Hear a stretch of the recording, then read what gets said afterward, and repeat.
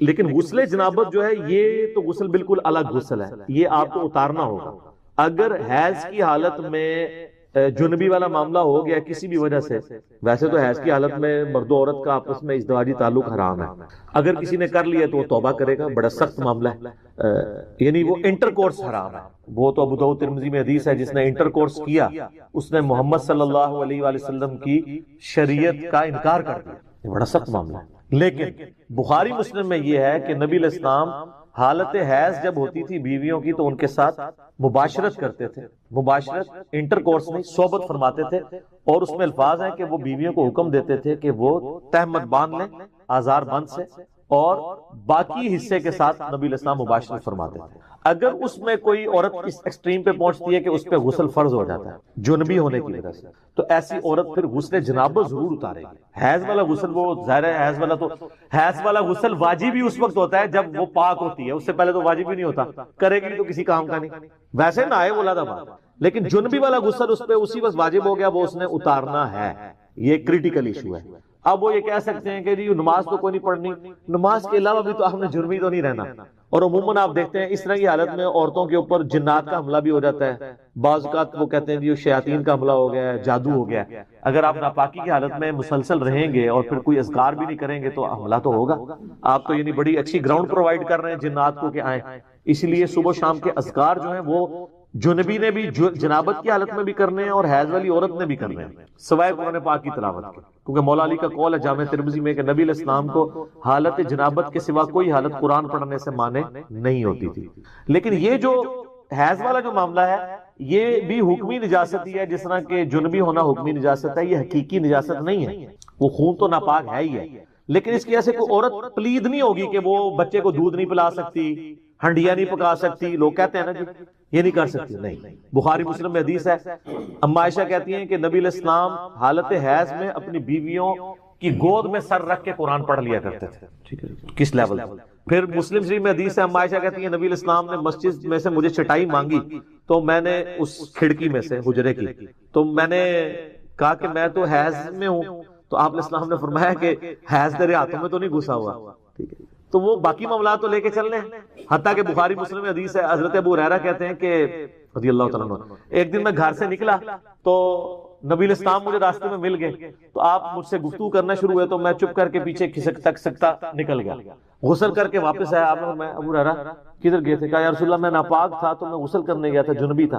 آپ فرمایا مومن تو کبھی ناپاک نہیں ہوتا، یعنی یہ غسل جنابت حکمی نجاست ہے، حقیقی نجاست نہیں ہے، لیکن اس کو بھی اتارنا ضروری ہے، لیکن اتنا ڈیلے نہ کیا جائے کہ اگلی نماز کا وقت آ جائے عام حالت میں۔ وہ تو اما عائشہ کی ترمذی میں حدیث ہے نا بڑی زبردست، ایک شخص نے آ کے پوچھا کہ اے اماں بتائیے کہ نبی علیہ السلام وتر کی نماز عشاء کے ساتھ ہی پڑھ لیتے تھے یا آخر وقت میں پڑھتے تھے؟ ان کا بیٹا کبھی ساتھ ہی پڑھ لیتے تھے اور کبھی آخر وقت میں پڑھتے تھے۔ اس نے کہا اللہ اکبر الحمدللہ، تمام تعریفیں اس اللہ کے لیے جس نے دین میں اتنی وسعت رکھی۔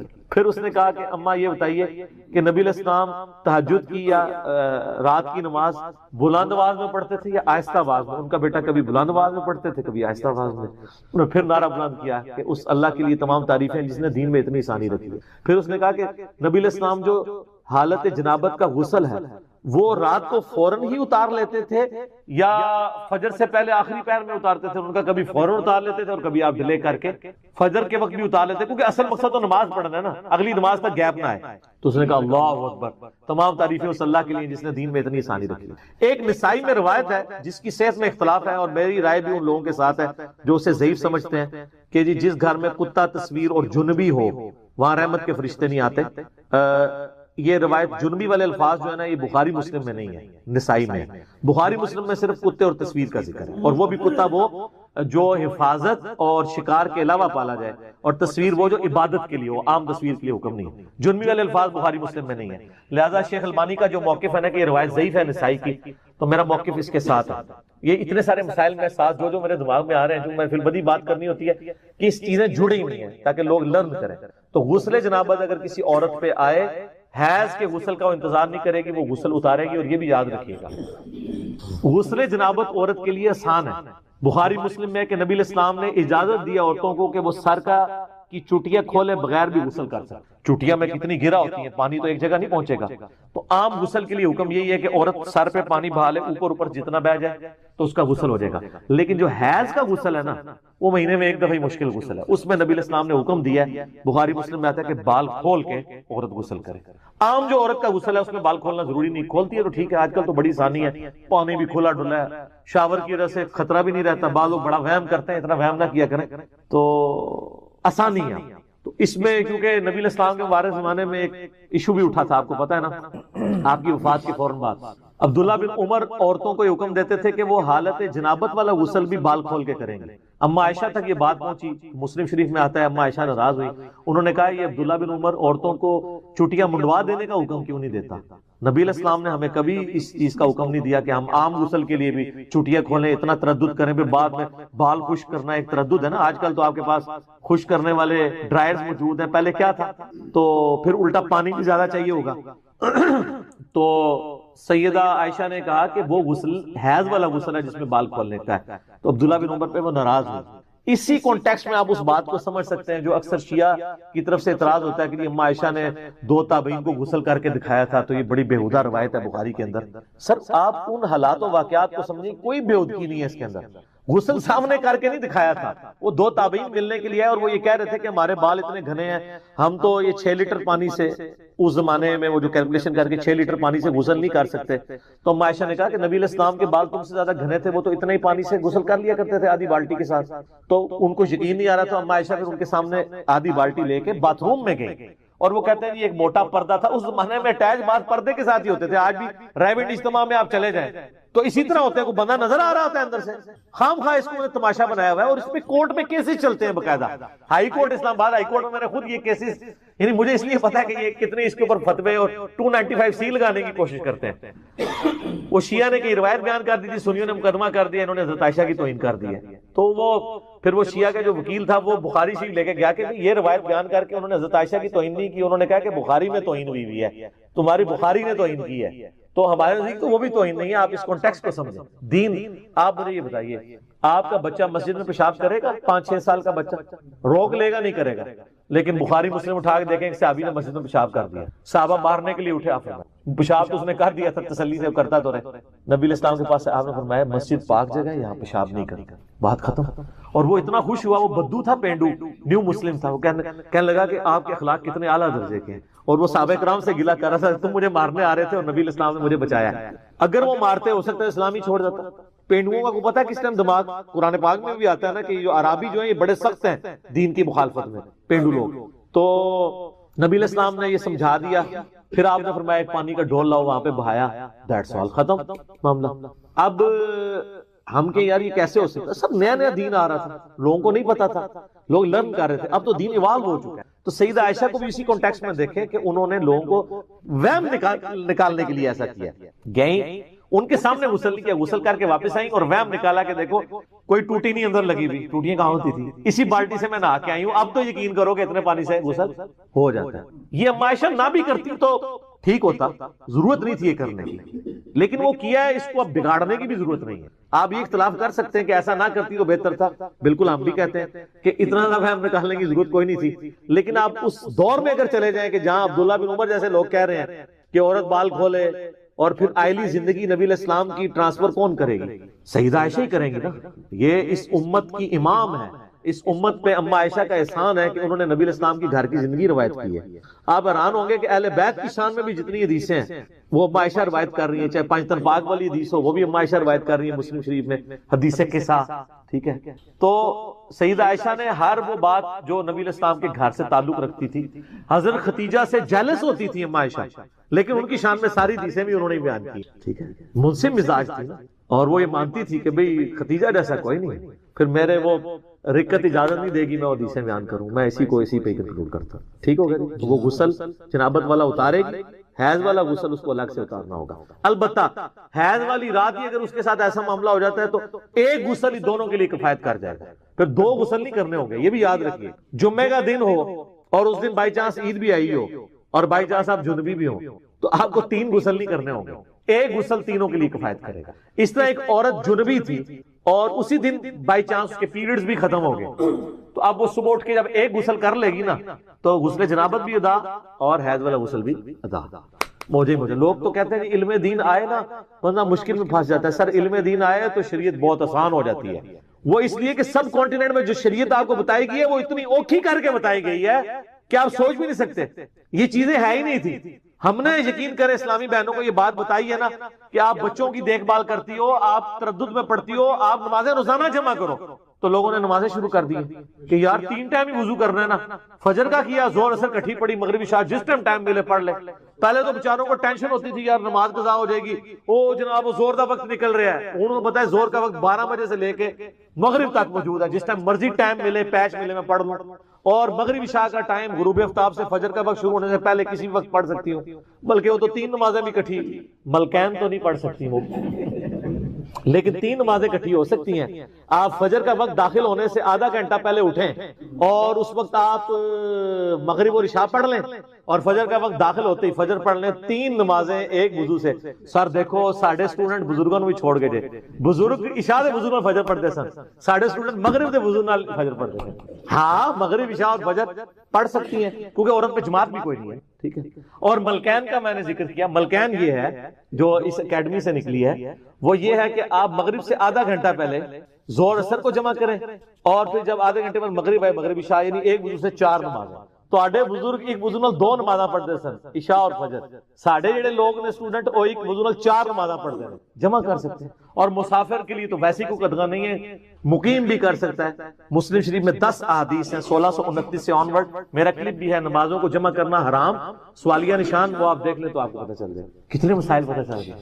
جس طرح کہ پہلے 1-2 روزوں میں ہوتا ہے, خصوصاً حنفیوں کی مساجد میں, ان کی جا کے ہو رہی ہوتی ہے جا کے تقریباً 4:40 پہ فجر, اور ختم سحری ہو رہی ہوتی ہے 3:35 پہ. تو پہلے دن تو مصیبت پڑ جاتی ہے, وہ خود بخود پھر اگلے دن پیچھے لے آتے ہیں. ویسے وہ پورا سال کہتے ہیں کہ اہل حدیث غلط نماز پڑھ رہے ہیں اندھیرے میں, اور خود رمضان کی افضل 3 نمازیں وہ غلط پڑھتے ہیں ان کے ڈاکٹرائن میں. ہمارے نزدیک تو صحابہ میں 2 گروہ ہیں. ایک گروہ وہ ہے جو اندھیرے میں نماز پڑھنے کو افضل سمجھتا ہے, دوسرا گروہ وہ ہے جو روشنی میں نماز پڑھنے کو افضل سمجھتا ہے. اور روشنی سے مراد ہے سورج نکلنے سے پہلے. دونوں طرف صحابہ کرام کے یعنی فتاوی موجود ہیں, جامعہ ترمذی کے اندر آپ دیکھ سکتے ہیں. ہم تو دونوں کو ٹھیک سمجھتے ہیں, لیکن نبی علیہ السلام کا جو اپنا عمومی عمل ہے نا, وہ یہی ہے کہ آپ صلی اللہ علیہ وآلہ وسلم اندھیرے میں نماز پڑھا کرتے تھے. اور سر وہ اندھیرے میں کیوں پڑھتے تھے؟ اس لیے کہ نماز بہت لمبی ہوتی تھی. سر جب فجر کی نماز آپ کی 40-50 منٹ کی ہو تو اندھیرے میں شروع ہو رہی ہوگی نا. اسی لیے حدیث میں آتا ہے نا کہ نبی علیہ السلام کی ہم جب سلام پھیرتے تو سورج روشن ہو چکا ہوتا تھا. روشن سے بڑا سورج باہر نہیں نکلا تھا, یعنی دن روشن ہو چکا ہوتا تھا. یعنی آپ علیہ السلام طلوع فجر کے تھوڑی دیر کے بعد فجر کی نماز شروع کرتے, اور طلوع آفتاب سے تھوڑی دیر پہلے وہ ختم ہو رہی ہوتی تھی. لمبی نماز ہوتی تھی, اتنے لمبی اس میں قرات کی جاتی تھی, وہ اس لیے اندھیرے میں نماز پڑھی جاتی تھی. اب جن لوگوں نے نماز ہی مختصر پڑھنی ہے تو چلو ٹھیک ہے, کوئی آدھا پونا گھنٹہ بندوں کو اور سونا دے, آخری وقت میں ہی نماز پڑھا لیں. وہ نماز تو مطلب غروب یعنی طلوع آفتاب سے پہلے کسی بھی وقت کو فجر کی نماز پڑھا لیتا ہے, وہ جائز ہے.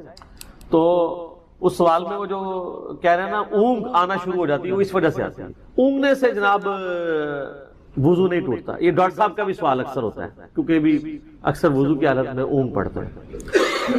یعنی بعض لوگوں کے ساتھ یہ مسئلہ ہوتا ہے, اگر آپ غافل ہو کر اونگ نہیں رہے, جس کو ہم پنجابی میں کہتے ہیں نا جاگو میٹی, کہ انسان نہ سویا ہوا ہے نہ جاگا ہوا ہے, درمیان کی کنڈیشن میں ہے, اس کو ہلکی ہلکی سائڈ کی آوازیں بھی آ رہی ہیں اور نیند بھی اس پہ تاری ہے, وہ جاگ بھی نہیں رہا لیکن مکمل غافل ہو کے سو بھی نہیں رہا, اس کو کہتے ہیں اونگنا. اور اس کی نشانی یہ ہوتی ہے کہ جب آپ یہ اونگتے ہیں نا تھوڑی دیر بعد ایسے ہوتا ہے. یہ نہیں ہے کہ بندہ ایسے لیٹا ہوا ہے جناب خراٹے مارا اور کہہ جی میں اونگ رہا ہوں, وہ اونگنا نہیں ہے, وہ تو غافل ہو کے سو گیا, اس کا وضو کیا نہ ہو گیا, ٹھیک ہو گیا.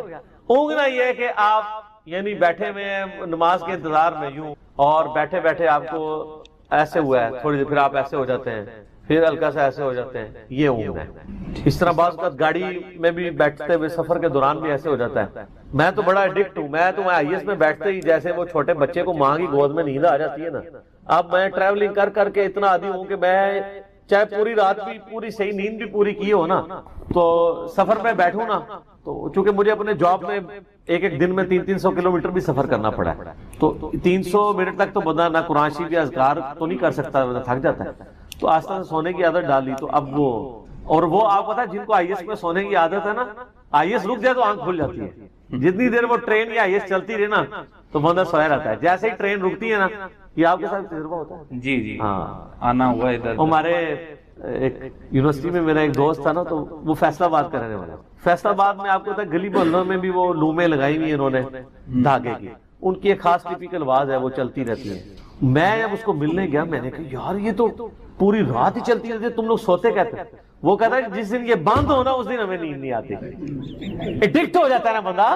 اور یہ ہے جو ٹرین پہ سفر کرنے والے لوگ ہیں، آپ ان سے پوچھیں کہ ٹرین میں کتنی مزے کی نیند آتی ہے، اور جیسے اسٹیشن پہ ٹرین رکتی ہے ایک دم آنکھ کھل جاتی، کیونکہ آپ کا موڈ چینج ہو جاتا ہے۔ بچے کو بھی آپ دیکھیں نا، بچے کو یہ ہمیں تو خیر یہ تجربہ ہوا ہے نا، چھوٹے بچے کو سنانا کتنا مشکل کام ہوتا ہے، تو کبھی کبھار مجھے یعنی اس فیز سے گزرنا پڑا، ویسے تو ان کی ماں ہی کرتی ہے، تو وہ ماؤں کا ہی حوصلہ ہے کتنے، تو وہ جتنی دیر ان کو یوں آپ لاتے رہے نا تو وہ چپ رہیں گے، جیسے ہی آپ یہ ہاتھ روکیں گے نا تو پھر رونا شروع کرتے ہیں، وہ ایک فریکوینسی سیٹ ہو جاتی ہے۔ تو یہ اونگنے سے وضو نہیں ٹوٹے گا، غافل ہو کے، بعض لوگ تو نماز میں بھی سو جاتے ہیں، تشہد میں کئی بار لوگ سو جاتے ہیں۔ یہ چھوٹے بچوں کو میں نے مدرسوں کے بچوں کو دیکھا ہے، ان بیچاروں کو صبح سویرے اٹھا دیتے ہیں، رات کو بھی لیٹ سلاتے ہیں، تو بیچارے وہ کئی بار میں نے فجر کی نماز میں دیکھا ہے سجدے میں گئے تو وہ اٹھتے ہی نہیں، وہ سجدے میں سو جاتے ہیں، الا ایک ہم کو پکڑ کے اٹھانا پڑتا ہے۔ اب اگر اس لیول کا کوئی سو گیا کہ آپ وہ پکڑ کے اٹھانا پڑ رہا ہے اس کو، تو پھر وضو کیا؟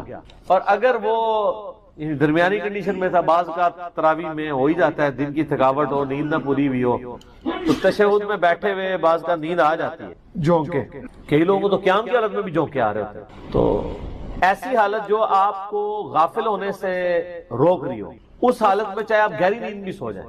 میں ڈیٹیل کے ساتھ احادیث کی روشنی میں بھی انشاءاللہ تعالی بتاؤں گا۔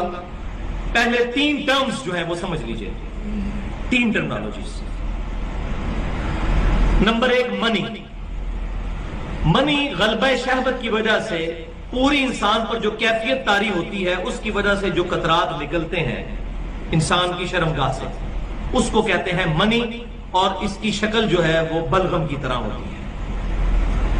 دوسری چیز مزی، یہ وہ قطرات ہیں جو شہوت کی وجہ سے تو نکلتے ہیں لیکن پوری اس کیفیت کے ساتھ نہیں، بلکہ انیشلی جب شہوت تھوڑی سی طاری ہو تو اس کی وجہ سے قطرات نکلتے ہیں، اس کی وجہ سے غسل فرض نہیں ہوتا، وضو فرض ہوتا ہے، اور اس کی شکل جو ہے وہ ٹرانسپیرنٹ پانی کی طرح ہوتی ہے، یہ بلغم کی طرح نہیں ہوتی۔ اور تیسری ٹرم جو ہے ودی۔ ودی یہ ہے کہ اگر کوئی شخص پیشاب کرتا ہے اور پیشاب کے دوران بعض اوقات شرمگاہ سے بالکل بلغم کی شکل کا، منی کی شکل کے قطرات نکلتے ہیں، اس کو کہتے ہیں ودی، اس سے بھی غسل فرض نہیں ہوتا، صرف وضو ہی ٹوٹتا ہے۔ تو بھائیو، اب یہ سارے مسائل میں اپنی طبیعت پہ بڑا جبر کر کے بیان کر رہا ہوں، اس کی وجہ یہ ہے کہ یہ چیزیں بیان کرنی بڑی ضروری ہیں۔ اب مستقبل کا دور ویڈیو کا دور ہے، کتابیں لوگ پڑھتے نہیں اور بات سمجھ نہیں آتی۔ پچھلی دفعہ میری وائف جب وہ میرا لیکچر سن رہی تھی، مجھے کہہ دیا آپ اتنی بے حیائی کی باتیں کر رہے ہیں، تو میں نے اس کو کہا کہ شرم میں کوئی شرم نہیں ہے، مسئلہ ہے کہ یہ چیزیں تو بیان کرنی ہیں، اس کے بغیر چارہ نہیں ہے۔ اور اب جس طریقے سے میڈیا نے بے حیائی مچا دی ہے، میرا خیال ہے وہ تو اس سے کروڑوں گنا زیادہ ہے سو کالڈ، اور یہ تو بنیادی ضرورت ہے کہ اب یہ چیزیں اوپنلی لوگوں کو ڈسکس کی جائیں، خصوصاً جوان طبقے کے اندر، یہاں پہ جتنے لوگ موجود ہیں ان کو پتا ہو، گھر والوں کو بتائیں، تو یہ بڑی ضروری چیز ہے اس حوالے سے۔ تو صرف منی کے نکلنے سے غسل فرض ہوتا ہے، مزی اور ودی سے غسل فرض نہیں ہوتا، صرف وضو ٹوٹتا ہے۔ اچھا، منی کے بارے میں یہ بات بھی کلیئر کر لیں کہ پوری امت کا اجماع ہے، سوائے امام شافعی رحمۃ اللہ علیہ اور ان کے پیروکاروں کے، کہ منی جو ہے یہ ناپاک ہے۔ اور یہ جو اہل بدعت اہل سنت کے اوپر اعتراض کرتے ہیں، اصحاب الحدیث کے اوپر، کہ یہ منی کو پاک کہتے ہیں، یہ بالکل جھوٹ ہے، چند ایک لوگوں کے کہنے سے پاک نہیں ہو جائے گی۔ اس وقت جو ٹاپ آف دا لسٹ کتابیں ہیں اصحاب الحدیث اہل سنت کی، اس میں نمبر 1 کتاب صادق سیالکوٹی رحمۃ اللہ علیہ کی کتاب ہے صلاۃ الرسول۔ اس میں آپ دیکھ لیں، آج سے 50 سال پہلے انہوں نے کتاب لکھی ہے، اور اس میں نجاستوں کے بیان میں منی کو لکھا ہے کہ نجاست ہے، اور اس کو پاک کرنے کا طریقہ لکھا ہے۔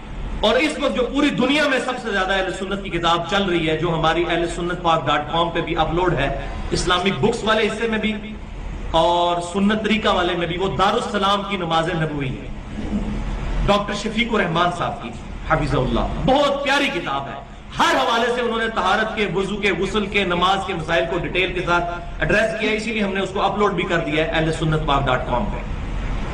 سنت طریقہ کے آئیکن کے اندر پہلے نمبر پر طہارت، وضو، غسل، تیمم وغیرہ کے احکام، اس میں وہی کتاب جو ہے ہم نے لنک کی ہوئی ہے، تقریباً 450-500 صفحات پر مشتمل۔ اس کتاب میں بھی نجاستوں کے بیان میں منی کا ذکر ہے، اور ہمارے لیے تو سب سے بڑی دلیل صحیح بخاری اور مسلم کی وہ متفق علیہ حدیث ہے۔ اما عائشہ رضی اللہ تعالیٰ عنہ کہتی ہیں کہ نبی صلی اللہ علیہ وسلم کے جب مبارک کپڑوں پر منی لگ جاتی تھی تو میں دھو دیا کرتی تھی، اور آپ صلی اللہ علیہ وسلم اس دھونے کے بعد گیلے کپڑے کو ہی اپنے جسم پر پہن کر جایا کرتے تھے، اور وہ گیلا کپڑا اس طریقے سے میں دیکھ رہی ہوتی تھی۔ یعنی اس سے یہ بات پتہ چلی کہ خشک کرنا ضروری نہیں، اگر دھو کے ریموو کر لی تو اب گیلا کپڑا جو ہے وہ پاک ہی ہے، اور یہ بات عقلاً بھی سمجھ میں آتی ہے۔ اور دوسری حدیث صحیح مسلم میں ہے کہ اگر منی خشک ہو جاتی تو سیدہ عائشہ کہتی ہیں کہ نبی صلی اللہ علیہ وسلم ہمیں حکم فرمایا کرتے تھے کہ ہم منی کو کھرچ دیا کریں کپڑوں سے۔ یہ کھرچنا ہوتا ہی اس لیے تھا کہ منی ناپاک ہے، ادروائز وہ کپڑوں کے اس حصے پر لگی ہوتی تھی جو کرتے کے پیچھے چھپا ہوتا ہے۔ تہمت پہ اگر منی لگی ہے تو باقی تو کسی کو نظر نہیں آنی، تو کھرچنا کیوں ضروری ہے؟ وہ تو اسی طرح ہی ہے جیسے بلغم آپ کے کپڑوں پر لگ جائے، اگر معاذ اللہ یہ پاک ہوتی تو کھرچی تھی کیوں تھی سیدہ عائشہ؟ اس لیے کہ اس کو پاک کرنا مقصود تھا، ایستھیٹک کی ضرورت نہیں تھی، ایستھیٹک کی تو ضرورت نہیں، وہ تو ویسے ہی کرتے کے نیچے چھپی ہوئی ہے۔ تو یہ بعض لوگ جو ہے وہ غیر مقلدین، بعض جو ہے نا وہ دلائل دے رہے ہوتے ہیں، میں غیر مقلدین کا رد کر رہا ہوں۔ تو ہم نہ مقلد ہیں نہ غیر مقلد، ہم الحمدللہ اہل سنت ہیں، اصحاب الحدیث ہیں، کتاب و سنت کو سلف کے منہج پر ماننے والے ہیں الحمدللہ۔ اب آ جائیے صحیح احادیث کی روشنی میں غسل کی جو فرضیت ہے وہ کن چیزوں سے ہوتی ہے۔ پہلی حدیث صحیح بخاری اور مسلم کی متفق علیہ حدیث ہے کہ امام کائنات سید الاولین والآخرین شفیع المذنبین رحمت للعالمین سیدنا و مولانا امام اعظم محمد رسول اللہ صلی اللہ علیہ وسلم نے ارشاد فرمایا کہ جب بھی میاں بیوی آپس میں صحبت کریں تو ڈسچارج ہو یا نہ ہو، انزال ہو یا نہ ہو، دونوں پر غسل فرض ہو جائے گا۔ 1000 سے زیادہ احادیث ہیں وضو، غسل، نماز اور طہارت کے مسائل پر، 1000 سے، لیکن یہ آپ کو کہتے ہیں کہ وضو کا طریقہ تو امام حنیفہ نے بتایا ہے، وہ تو احادیث کے اندر موجود ہے۔ تو آپ بخاری مسلم دونوں میں حدیث موجود ہے کہ نبی الاسلام غسل کیسے کرتے تھے۔ امہات المومنین نے روایت کی کہ نبی الاسلام جب بھی غسل جنابت کرتے تھے تو آپ علیہ السلام غسل کرنے سے پہلے استنجا کیا کرتے، اس کے بعد آپ علیہ السلام زمین پہ ہاتھ مار کے مٹی لیتے تھے، اس زمانے میں ظاہر صابن تو نہیں ہوتا تھا، اور مٹی اس جگہ پہ ملتے تھے جہاں پہ مری وغیرہ لگی ہوتی تھی تاکہ اس کو صاف کرتے، ظاہر وہ سمپل پانی سے تو صاف نہیں ہو۔ اس کے بعد آپ علیہ السلام بخاری مسلم کے الفاظ ہیں کہ نماز کا سا وضو کرتے تھے، کلی کرتے تھے، غرغرے کے ساتھ سنت ہے، ناک میں پانی ادھر تک چڑھاتے تھے، اور وہ ابو داؤد میں الفاظ موجود ہیں کہ اگر روزہ نہ ہو تو پھر تو آپ اوپر تک چڑھائیں، روزہ ہو تو آپ بس نارملی جتنے ہے پانی۔ اس کے بعد چہرہ دھوتے تھے، نماز کا سب وضو کرتے تھے، پاؤں چھوڑ دیتے۔ اس کے اندر ایک حکمت تھی کیونکہ کیچڑ تھا، نیچے پانی جمع ہوتا تھا، اور اس زمانے میں لوگ شلوار نیچے سے نہیں پہنتے تھے، تہمت ہوتی تھی، نیچے سے پہنے تو کیچڑ پاؤں پہ لگ جائے۔ تہمت میں جو کر رہا ہے تو وہ تو اوپر سے پہن لے گا اور پاؤں اس کے کیچڑ والے ہوں گے، اور بخاری مسلم میں الفاظ ہے نبی الاسلام باہر آ کے پاؤں دھوتے۔ آج کل ایسا نہیں، آج تو ہم اس اسماعی سے گزر نہیں رہے، ہم تو ٹائلز والے باتھ روم میں ہوتے ہیں، ساتھ ساتھ پانی بہتا رہتا ہے، وہ پاک ہوتا جاتا ہے، نکل جاتا ہے، ورنہ تو ہماری مصیبت ہو جائے، ہم پہلے تولیہ باندھ کے باہر نکلیں اور پاؤں دھوئیں اور اس میں وہ چینٹے بھی نہ پڑے پھر شلوار پہنے، اب تو یہ ضرورت ہی نہیں اندر ہی، تو آپ پورا وضو بھی کر سکتے ہیں۔ اچھا، کیونکہ نبی علیہ السلام وضو کرتے تھے اور اس سے پہلے استنجے والی جگہ سب کچھ دھو چکے ہوتے تھے، اور اس کے بعد آتا ہے پھر آپ علیہ السلام 3 دفعہ جو وہ سر پہ پانی بہاتے تھے، دائیں طرف بائیں طرف، ذرا وہ غسل ہوتا تھا ایک برتن اور بالٹی کے ذریعے، تو وہ اسی طریقے سے ہی ہوگا، آج کل تو شاور ہے، مسئلہ ہی کوئی نہیں ہے۔ تو اس کے بعد آپ پاؤں باہر نکل کے دھوتے تھے، اور اسی وضو کے ساتھ غسل کے ساتھ وضو بھی شمار ہو جاتا تھا، لیکن یہ اس صورت میں ہے جب غسل کے دوران آپ کے ساتھ کوئی ایسا معاملہ نہ ہو جو وضو کو توڑ دیتا ہے۔ اگر اسی دوران کسی کی ہوا خارج ہو جاتی ہے یا پیشاب کا قطرہ نکل جاتا ہے تو پھر وہ غسل کر کے نکلے اور کہ جی میرا وضو ہو گیا، تو اپنے آپ کو ہی دھوکہ دے رہا ہے، کیسے ہو گیا؟ اس کو تو پھر اینڈ پہ دوبارہ سے وضو کرنا ہوگا۔ یا اسی دوران اگر شرمگاہ کو ہاتھ لگ جاتا ہے، اگرچہ اختلافی مسئلہ ہے لیکن کبھی دلائل اسی طرف ہے کہ نیکڈ اگر شرمگاہ کو ہاتھ لگ جائے، یعنی ڈائریکٹ پردے میں حائل ہو کے لگے وہ تو کوئی مسئلہ نہیں، ڈائریکٹ لگ جائے تو اس کا وضو ٹوٹ جاتا ہے۔ تو اس میں بہتر یہی ہے کہ احتیاط اسی میں ہے کہ آپ اینڈ پہ دوبارہ وضو کر کے ہی باہر آئیں، کیونکہ بعض اوقات ہاتھ لگ ہی جاتا ہے اور اتنا دھیان بھی نہیں رہتا اس طرح کے معاملات میں۔ لیکن اگر یہ سارا معاملہ ہے تو کوئی مسئلہ نہیں ہے، پھر تو آپ کا وضو اور غسل اکٹھے ہی ہوگا، آپ کو دوبارہ وضو کرنے کی ضرورت نہیں ہے۔ مثلا آپ کو تالاب میں کوئی پھینک دے، دھکا بھی دے دے اور غوطہ بھی آ جائے تو ساتھ ہی سارا غسل اترے۔ سب سے آسان جو غسل ہے نا تالاب میں، 1 منٹ بھی نہیں چاہیے تالاب کا غسل کرنے کے، سیکنڈز میں غسل ہوتا ہے، کوئی پورا جسم دھل جاتا ہے۔ اچھا اگلے زمانوں میں لوگ کپڑوں سمیت غسل کیا کرتے، یعنی ایک لنگوٹا باندھ کے، پورا نہیں، جب کبھی اوپن جگہ پہ نہانا ہوتا تھا۔ آج کل بھی ایسی ہے تو، لیکن آج کل چونکہ باتھ روم ہے تو ہمیں ضرورت نہیں ہے۔ باقی دریا ایریا میں ابھی بھی آپ دیکھیں جوڑوں کے جو گیسٹ ہیں وہ لنگوٹا باندھ کے کر رہے ہوتے ہیں، تو نیچے وہ باندھنا پڑتا ہے، ادروائز تو پھر ظاہر ہے وہ شرم و حیا والا ایشو ہو جاتا ہے۔ تو پھر اگر ایسی صورتحال ہوگی تو اگر کوئی وضو کے توڑنے والی چیز نہیں ہوئی تو آپ غسل کے بعد آپ کا وضو شمار ہو جائے گا، غسل جنابت ہو جائے گا۔ کئی شادی شدہ لوگ ہیں ان کو بالکل غسل کا طریقہ نہیں پتا، ٹھیک ہے، اور ان کو بالکل پتہ نہیں۔ باقی رہا عام غسل بھی سنت کے مطابق ہی کرنا چاہیے۔ عام غسل ویسے کون سا ہوتا ہے؟ وہ تاری لانا ہے جڑا گرمی دور کرنے واسطے، وہ غسل تو نہیں ہوتا، وہ تو خالی تاری لگانا ہے۔ ہر غسل سنت کے مطابق ہی آپ نے کرنا ہوگا۔ اگر عام غسل سے مراد آپ نے، صحیح بخاری مسلم میں حدیث ہے کہ جمعے کا غسل کیا جائے، اور مسلم میں الفاظ ہے کہ ہفتے میں 1 دن غسل کیا جائے، تو وہ سنت کے مطابق ہی کرنا ہوگا۔ یا عید کے اوپر غسل کرنا سنت ہے تو سنت کے مطابق ہی کرنا ہوگا، ٹھیک ہے۔ اسی طریقے سے میت کو غسل دینے کے بعد جب جسم پہ چھینٹے پڑ جاتے ہیں اور پھر آپ نے غسل کرنا ہے تو سنت کے مطابق کریں، یا اتنا حصہ بھی دھو لیں تو وہ بھی کافی ہے، وہ غسل والا حکم منسوخ ہو چکا ہے، اتنا حصہ بھی دھو لیا جائے کافی ہے۔ تو غسل جب بھی کرے سنت کے مطابق ہی کرے تاکہ آپ کی عادت نہ ٹوٹے۔ بل عام غسل آپ جس بھی طریقے سے کر لیں گے ظاہر ہے اس میں تو پھر کوئی ایسا ایشو نہیں ہے، آپ جب کر کے ازائے وضو پہ جب پانی بہ جائے گا تو خود بخود آپ کا وضو ہو جائے گا، بشرطے کہ اس دوران کوئی وضو توڑنے والی چیزیں نہ ہو۔ اسلامی بہنوں کے لیے میں عرض کر دوں کہ ان کے غسل میں فرق ہے۔ صحیح مسلم کے اندر موجود ہے کہ اما عائشہ کہتی ہیں کہ نبی علیہ السلام جو حالت حیض والا غسل ہے نا اس میں ہمیں حکم دیتے تھے کہ ہم بالوں کا جوڑا بھی کھول کے، پورا کھول کے نا، جو بنائی ہوتی تھی آپ نے چٹیا، اس کو کھول کے غسل کریں۔ لیکن جو عام غسل ہے غسل جنابت، اس میں آپ کہتے تھے بس اوپر سے پانی بہا لو تو کافی ہے، کیونکہ عورت کے لیے تو تردد ہے، اس کی تو کئی بالٹیاں سر پہ ہی لگ جائیں گی۔ اس زمانے میں تو پانی بھر کے لانا بھی ایشو ہوتا تھا، آج کل والا صاحب تو نہیں اٹیچ بات ہے اور اوپر جو ہے وہ آپ کا شاور چل رہا ہے۔ تو اسی والے سے وہ سیدہ عائشہ کے پاس کچھ تابعین آئے بھی تھے، وہ مانتے ہی نہیں تھے کہ جی آدھی بالٹی سے کیسے غسل ہو سکتا ہے۔ تو عائشہ ان کے سامنے آدھی بالٹی لے کے گئی، پردے میں موٹے کپڑے میں، اس وقت ظاہر اٹیچ بات کپڑے والے ہی ہوتے تھے، ٹوائلٹس گھروں میں نہیں ہوتے تھے، گھروں کی چھت پہ ہوتے تھے یا باہر زمین، لیکن باتھ روم تو گھر کے اندر ہوتے تھے کیونکہ اس میں بدبو والا نہیں، پانی بہ جاتا ہے۔ وہ کہتے ہیں جی سیدہ عائشہ نے غسل کر کے دکھایا، بخاری مسلم میں آتا ہے۔ تو میں نے اس کو بھی جواب دیا تھا، انہوں نے ان کے سامنے نہیں کیا، ان کا وہم نکالا ہے کہ دیکھو اندر ٹوٹی بھی کوئی نہیں ہے، میں یہ پانی لے کے جا رہی ہوں، اسی سے غسل کر کے نکلوں گی، تو وہ ان کا وہم نکال لیں گے۔ تو یہ غسل اس صورت میں شمار ہوگا، اس کے ساتھ وضو بھی، جبکہ وضو توڑنے والی کوئی چیز نہ ہو تو ظاہر ہے اتنی احتیاط کے ساتھ۔ بعض لوگ تو بیچارے پوری احتیاط سے کرتے ہیں، اینڈ پہ جب وہ یعنی وہ کپڑے پہننے لگتے ہیں تو شرمگاہ کو ہاتھ لگ جاتا ہے تو پھر 0 پہ آ گیا، جیسے 99 پہ سانپ کاٹ گیا نیچے آ گیا۔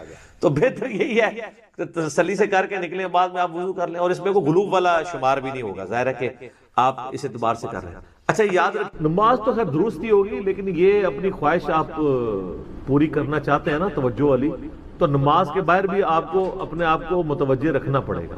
یہ نہیں ہے کہ آپ جناب بالکل جماعت کھڑی ہوئی ہے اس وقت آپ گھر سے نکلیں اور تیزی سے جا کے وضو کر کے دوسری تیسری رکعت میں مل کے دھڑل سے اپنی رکعتیں پوری کر کے سلام پھیر کے آ رہے ہیں، تو سر جتنا آپ نے کیجول لیا ہوا ہے نا اس کو، تو اتنا تو پھر اس کا اینڈ رزلٹ تو یہی نکلے گا۔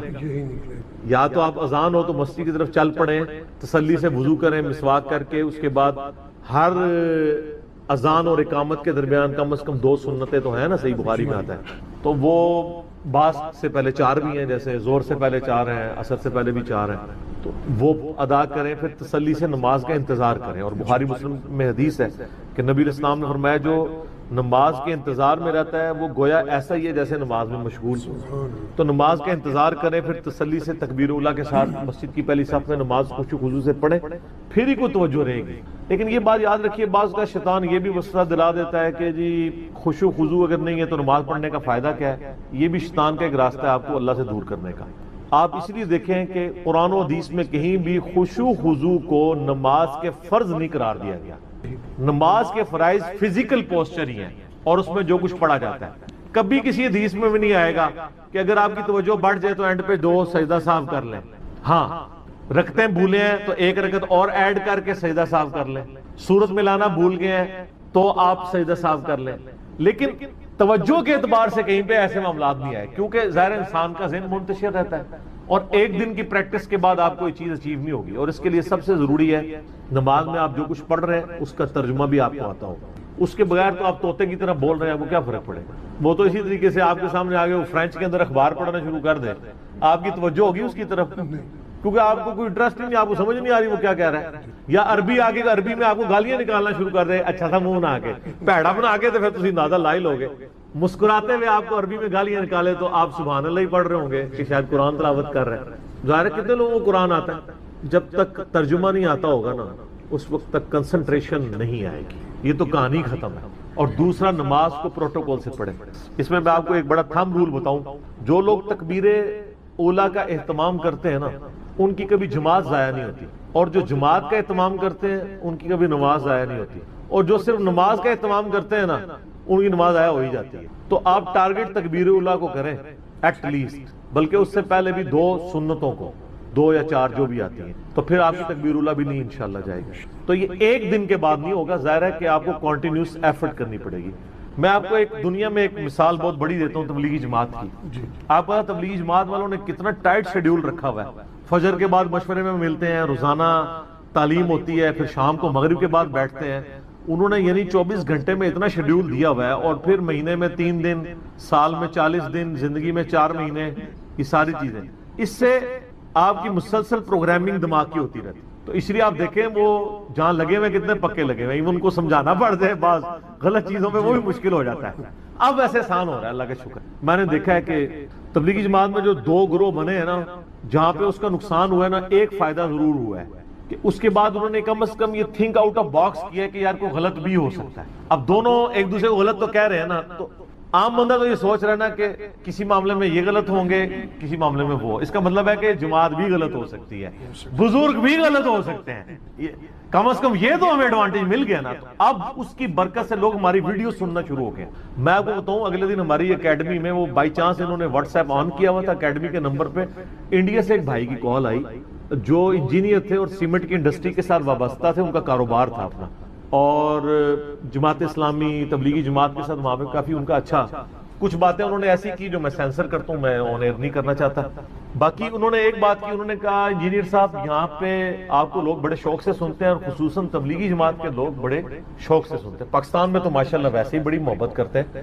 انڈیا کی وہ بات کر رہے تھے, حالانکہ انڈیا میں زیادہ تر پیراڈائم اس طرف شفٹ ہوا ہوا ہے جو کاندلوی صاحب کی طرف. تو مجھے کہنے لگے کہ یہاں پہ لوگ بات سنتے ہیں. میں نے کہا یار بڑی بات ہے.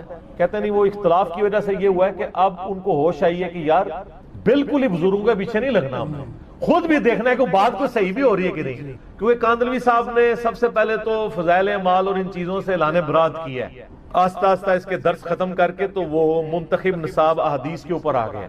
ہم کسی سے کوئی تمغہ نہیں لینا چاہتے, کسی سے اپنے مرید اور چندہ نہیں لینا چاہتے, نہ ہم لیتے ہیں. لیکن ہم یہ کہتے ہیں اب دنیا میں کون سی ایسی تبدیلی آ گئی ہے کہ ہر طرف آپ کو تبدیلی نظر آ رہی ہے. ایک ہی تبدیلی آئی کہ نہ میں وابی نہ میں بابی, میں ہوں مسلم, علمی کتاب. الحمدللہ. علی بھائی اگلا سوال ہے, اگر کسی غیر مسلم ملک میں جمعہ کے اجتماعات پر پابندی عائد کر دی جائے تو کیا ایسی حکومت کے خلاف جہاد کرنے کا فتویٰ دیں گے یا ہجرت کرنے کا؟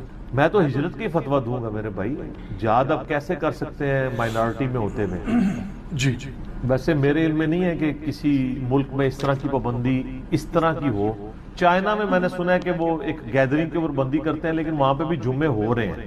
انڈیا کے بھی بعض علاقوں کے بارے میں سنا ہے, لیکن یہ چاہے چونکہ سنی سنائی خبریں, میں اس پہ ایک ورڈکٹ تو نہیں دے سکتا جی کہ وہ جمعے کے اجتماع پہ تقریر کرنے کے اوپر پابندی ہے یا نماز پڑھنے کے اوپر پابندی ہے. تقریر کی پابندیاں تو ہمارے ملک پاکستان میں بھی کئی جگہ ہیں. ہمارے جتنے سرکاری ادارے ہیں وہاں پہ فرقہ واریت کو دبانے کے لیے تقریر تو وہاں بھی کوئی نہیں ہوتی. جمعہ وہاں پریکٹیکلی صرف 2 فرضوں کا نام ہی رہ گیا. تو جمعے کا مقصد فرض پڑھنا تو نہیں ہے. جمعہ تو تذکیر کا دن ہے, مسلمانوں کی ویکلی گیدرنگ ہے, اس میں تذکیر تو ہوگی تقریر کے ذریعے, اور تقریر بھی عربی میں نہیں کہ جو آپ کو نہیں سمجھ آتی, مادری لینگویج میں ہونی چاہیے. باقی جو حمد و صلاح ہے وہ عربی میں پڑھیں, دعائیں عربی میں پڑھیں, لیکن تقریر جو ہے تذکیر نصیحت وہ تو اس زبان میں.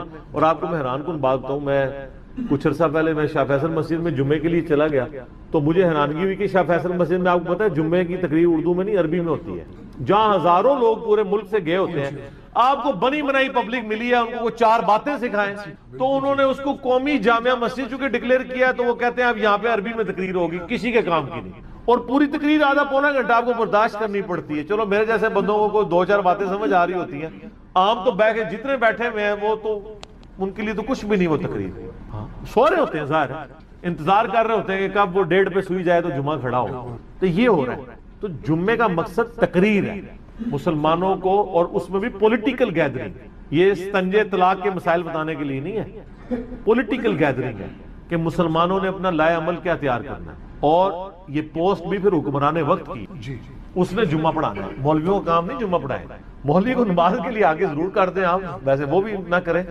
بہتر ہے کہ حکمران کو اتنی عربی آنی چاہیے کہ وہ نماز بھی پڑھا سکے۔ طیب ارزغان دیکھیں نا جناب، کتنا پیارا قرآن پڑھتا ہے، پتہ چلتا ہے کہ بندہ قرآن پڑھ رہا ہے، تو قرآن پڑھنا سیکھے نا، یہ پرائم منسٹر کا کام ہے شاہ فیصل مسجد میں جمعہ پڑھائے۔ سیدنا عمر نے کیا آگے امام مسجد بھرتی کیے ہوئے تھے، سیدنا علی نے خود پڑھاتے تھے، سیدنا عثمان خود پڑھاتے تھے۔ تو جمعے کا مقصد پولیٹیکل گیدرنگ ہے جس میں مسلمانوں کے مشورے، اور یہ جمعے کی گیدرنگ ایک شہر میں ایک ہی ہونی چاہیے، زیادہ نہیں، تاکہ مسلمانوں کی اسٹرینتھ شو ہو۔ ایران ایک ایسا ملک ہے جہاں پہ ایک شہر میں ایک گیدرنگ ہوتی ہے، تہران میں لاکھوں لوگ ایک جگہ جمعہ پڑھتے ہیں، اور پریزیڈنٹ ایران کا وہاں پہ خطبہ دیتا ہے۔ تو اگر کسی علاقے کے اندر جمعے کے اوپر پابندی ہے اس اعتبار سے تو ٹھیک ہے، آپ ہجرت کر جائیں، جمعہ تو فرض ہے ظاہر ہے۔ باقی آپ جہاد کیا کریں گے میرے بھائی، جہاد اس طرح کا نہیں، پہلے آپ لوگوں کو علمی جہاد کروائیں، اس طرح لوگوں کو جو ہے وہ سولی کو پر نہ چڑھوا دیں، ٹھیک ہے، سارے کے سارے شہید ہو جائیں گے۔ اسلام تو کہتا ہے جہاں پہ آپ اسلام پریکٹس نہیں کر پا رہے آپ وہاں سے ہجرت کر جائیں، دوسری کسی جگہ کے اوپر چلے جائیں۔ اور عموماً یہ جو جمعوں کے اوپر بندی ہے نا، زیادہ تر مولویوں نے پنگے لیے ہوتے ہیں لڑائی جھگڑے، جس طرح ہمارے یہاں پہ اسپیکر اترے، کیوں اسپیکروں پہ چڑھ کے جمعے والے دن ایک دوسرے کو کافر ہی ڈکلیئر کر رہے ہوتے تھے، ایک دوسرے کے خلاف تقریریں کر رہے ہوتے تھے۔ اللہ معافی دے، ہمیں بھی اب بڑی ایج میں جا کے سمجھ آئی ہے، کئی تو ہماری سے بھی بڑی عمر کے، ان کو آج تک سمجھ نہیں آئی ہے، ہم بھی بڑے دارے مارا کرتے تھے۔ آج میں اپنا جب ماضی دیکھتا ہوں نا، میں کہتا ہوں یار انڈیا پاکستان بنگلہ دیش میں جو آنکھ کھولتا ہے، کیسا اس کا مینٹل ماڈل جو ہے نا اس کو تبدیل کر دیتے ہیں۔ یہ جن باتوں پہ ہم گلے پھاڑا کرتے تھے نا، آج اپنے ان کاموں کے اوپر شرم آ رہی ہے، اور کئی لوگ جو اس زمانے میں گلے پھاڑتے تھے آج ان کی داڑیاں سفید ہو گئی ہیں، ان کو آج تک شرم نہیں آ رہی، اور ہمیں ان پہ ہنسی آ رہی ہوتی کہ یار ان کو کس طرح لگایا ہوا ہے شیطان نے، کن چیزوں کے پیچھے لگے ہوئے۔ تو اگر کہیں پہ ایسی صورتحال ہے آپ ہجرت کر جائیں، ادروائز عام کنفلکٹ کسی کے ساتھ کرنے کی ضرورت نہیں ہے، اس کا نقصان ہوگا۔ سبحانک اللہم و بحمدک، اشہد ان لا الہ الا انت، استغفرک و اتوب الیک، وما علینا الا البلاغ المبین۔ جزاکم اللہ خیرا۔ دیکھیں نبی صلی اللہ علیہ وآلہ وسلم کو اللہ تعالیٰ نے جو بڑی نعمتیں عطا فرمائی ہیں، ان میں سے ایک اس سورت کا نزول بھی ہے، جس میں بشارت دی گئی کہ انا اعطیناک الکوثر، ہم نے آپ کو الکوثر عطا فرمایا، فصل لربک وانحر، پس آپ نماز پڑھیں اور اپنے رب کا نام لے کر قربانی کریں، ان شانیک هو الابتر، بے شک آپ کا دشمن ہی بے نام و نشان رہے گا۔ ظاہر ہے وہ کافر کہتے تھے آپ علیہ السلام کا کوئی بیٹا نہیں ہے، اور ظاہر ہے کہ عرب کے کلچر کے اندر بیٹے نہیں آگے مشن کو لے کے چلنا ہوتا تھا، تو وہ کہتے تھے کہ نبی علیہ السلام کے بچے بچپن میں فوت ہوئے، صرف بیٹیاں ہی ہیں، تو آپ کے مشن کو آگے لے کے کون چلے گا؟ تو اللہ تعالیٰ نے فرمایا کہ ہم نے تو اپنے نبی کو خیر کثیر عطا فرمائی، آپ کو اللہ تعالیٰ کروڑوں روحانی بیٹے دے گا جو آپ کی دعوت قبول کرنے والے ہیں۔ اس کانٹیکسٹ میں صحیح بخاری میں ایک حدیث ہے کہ حضرت ابن عباس رضی اللہ تعالیٰ عنہما کہتے ہیں، امام بخاری اسی آیت کے کانٹیکسٹ میں سے لے کے آئے ہیں کہ یہ الکوثر سے مراد خیر کثیر ہے، یعنی ہر خیر آپ علیہ السلام کو کثرت کی تعداد میں دیا گیا، فضائل کثرت سے ہیں، آپ صلی اللہ علیہ وآلہ وسلم کی اولاد کثرت سے ہے، آپ صلی اللہ علیہ وآلہ وسلم کے فالورز کثرت سے ہیں، دنیا میں بھی اور جنت میں جانے والے بھی۔ بخاری مسلم دونوں میں حدیث ہے کہ جنتیوں کا نصف میری امت سے ہوگا، اور ابن ماجہ میں حدیث ہے کہ جنتیوں کی 120 میں سے 80 صفحے میری امت سے ہوں گے۔ تو یہ خیر کثیر ہے آپ کو عطا فرمایا۔ تو بخاری کی اس حدیث میں آتا ہے کہ عبداللہ بن عباس کا جب یہ قول بیان کرتے ہیں حضرت سعید ابن جبیر، تو ان کو بعض تبع تابعین کہتے ہیں کہ جب ہم لوگوں سے یہ بیان کرتے ہیں نا کہ اس سے مراد خیر کثیر ہے، تو لوگ کہتے ہیں کہ نہیں، الکوثر سے مراد جنت کی ایک نہر ہے الکوثر، تو سعید ابن جبیر کہتے ہیں کہ جنت کی وہ نہر بھی تو خیر کثیر میں داخل ہے، حضور کو جو جنت کی نعمتیں ملیں گی وہ بھی کثرت کے ساتھ ملیں گی. تو یہ اس کی جو تفسیر ہے نا خیر کثیر والی، یہ سب سے آپٹیمل ہے. اس میں جو ہے وہ حوض کوثر بھی شامل ہے، جو صحیح مسلم میں حدیث ہے کہ نبی صلی اللہ علیہ وآلہ وسلم صحابہ میں بیٹھے تھے تو آپ کو اچانک ایک اونگ آئی. تھوڑی دیر بعد جب آپ کی آنکھ کھلی تو آپ مسکرا رہے تھے، اور پھر آپ نے کہا کہ ابھی ابھی اللہ تعالیٰ نے مجھ پہ یہ آیات نازل کی ہیں، بسم اللہ الرحمن الرحیم، یعنی آپ اسلام نے بسم اللہ سے سٹارٹ کیا، انا اعطیناک الکوثر فصل لربک وانحر ان شانئک هو الابتر. اور پھر آپ نے فرمایا کہ جانتے ہو یہ الکوثر کیا ہے؟ تو صحابہ نے کہا اللہ اس کا رسول بہتر جانتے ہیں. تو آپ صلی اللہ علیہ وآلہ وسلم نے فرمایا یہ جنت میں ایک نہر ہے جو مجھے اللہ تعالیٰ نے عطا فرمائی ہے، اور اس کے کنارے کی جو مٹی ہے وہ کستوری سے زیادہ خوشبودار ہے، اور اس کے برتن آسمان کے ستاروں کے برابر ہیں. اور صحیح بخاری میں آتا ہے کہ شب معراج جب نبی علیہ السلام جنت میں سیر کر رہے تھے تو وہاں آپ کو ایک نہر دکھائی گئی، اور جبرائیل علیہ السلام نے کہا کہ یہ وہ الکوثر ہے جو آپ کو اللہ تعالیٰ نے عطا کی ہے. اور آپ صلی اللہ علیہ وآلہ وسلم کے الفاظ ہیں بخاری مسلم دونوں میں کہ اس کا جو مشروب ہے وہ دودھ سے زیادہ سفید، شہد سے زیادہ میٹھا، اور اس کی خوشبو کستوری کی خوشبو سے زیادہ ہے، اور جو کوئی ایک دفعہ میرے حوض کوثر سے وہ مشروب پی لے گا اسے کبھی بھی پیاس نہیں لگے. جنت میں جو انسان کھائے پیے گا نا وہ بھوک کی وجہ سے نہیں، ذہن میں رکھیے گا، بھوک ایک عیب ہے، پیشاب ایک عیب ہے، نیند ایک عیب ہے، اسی لیے یہ تینوں چیزیں جنت میں نہیں ہیں. جنت میں انسان کھائیں گے لذت لینے کے، پیشاب نہیں ہوگا، بخاری مسلم میں الفاظ ہیں خوشبودار ڈکار آئے گی، سارا کھانا ہضم. تو جنت چونکہ نعمتوں کا نام ہے کوئی کمزوری نہیں، وہاں پہ نیند بھی نہیں ہے. یہاں پہ تو ہم نیند کیوں یوز کرتے ہیں؟ تاکہ ہم نیکسٹ 24 گھنٹے میں پرفارم کر سکیں. یہ بلکہ بیٹری چارج ہوتی ہے.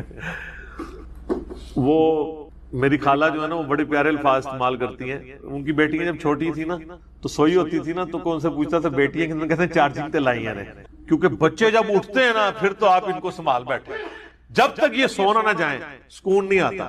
تو وہ جو سوتے ہیں نا وہ چارجنگ پہ لگے ہوئے ہوتے ہیں، پھر جیسے صبح انہوں نے اٹھنا نا اٹھلی اوپرلی کر دینی ہے. تو قیامت میں جنت والے دن آپ کو جنت میں چارجنگ کی ضرورت نہیں ہے، بلکہ نیند وہاں پہ ضرورت ہی نہیں. اللہ تعالیٰ نے ویسے ہی انسان کو اتنی انرجی دی ہوئی ہوگی. تو لہٰذا آپ علیہ السلام کا جو فرمان ہے نا کہ جو ایک بار پیے گا وہ کبھی پیاسا نہیں ہوگا.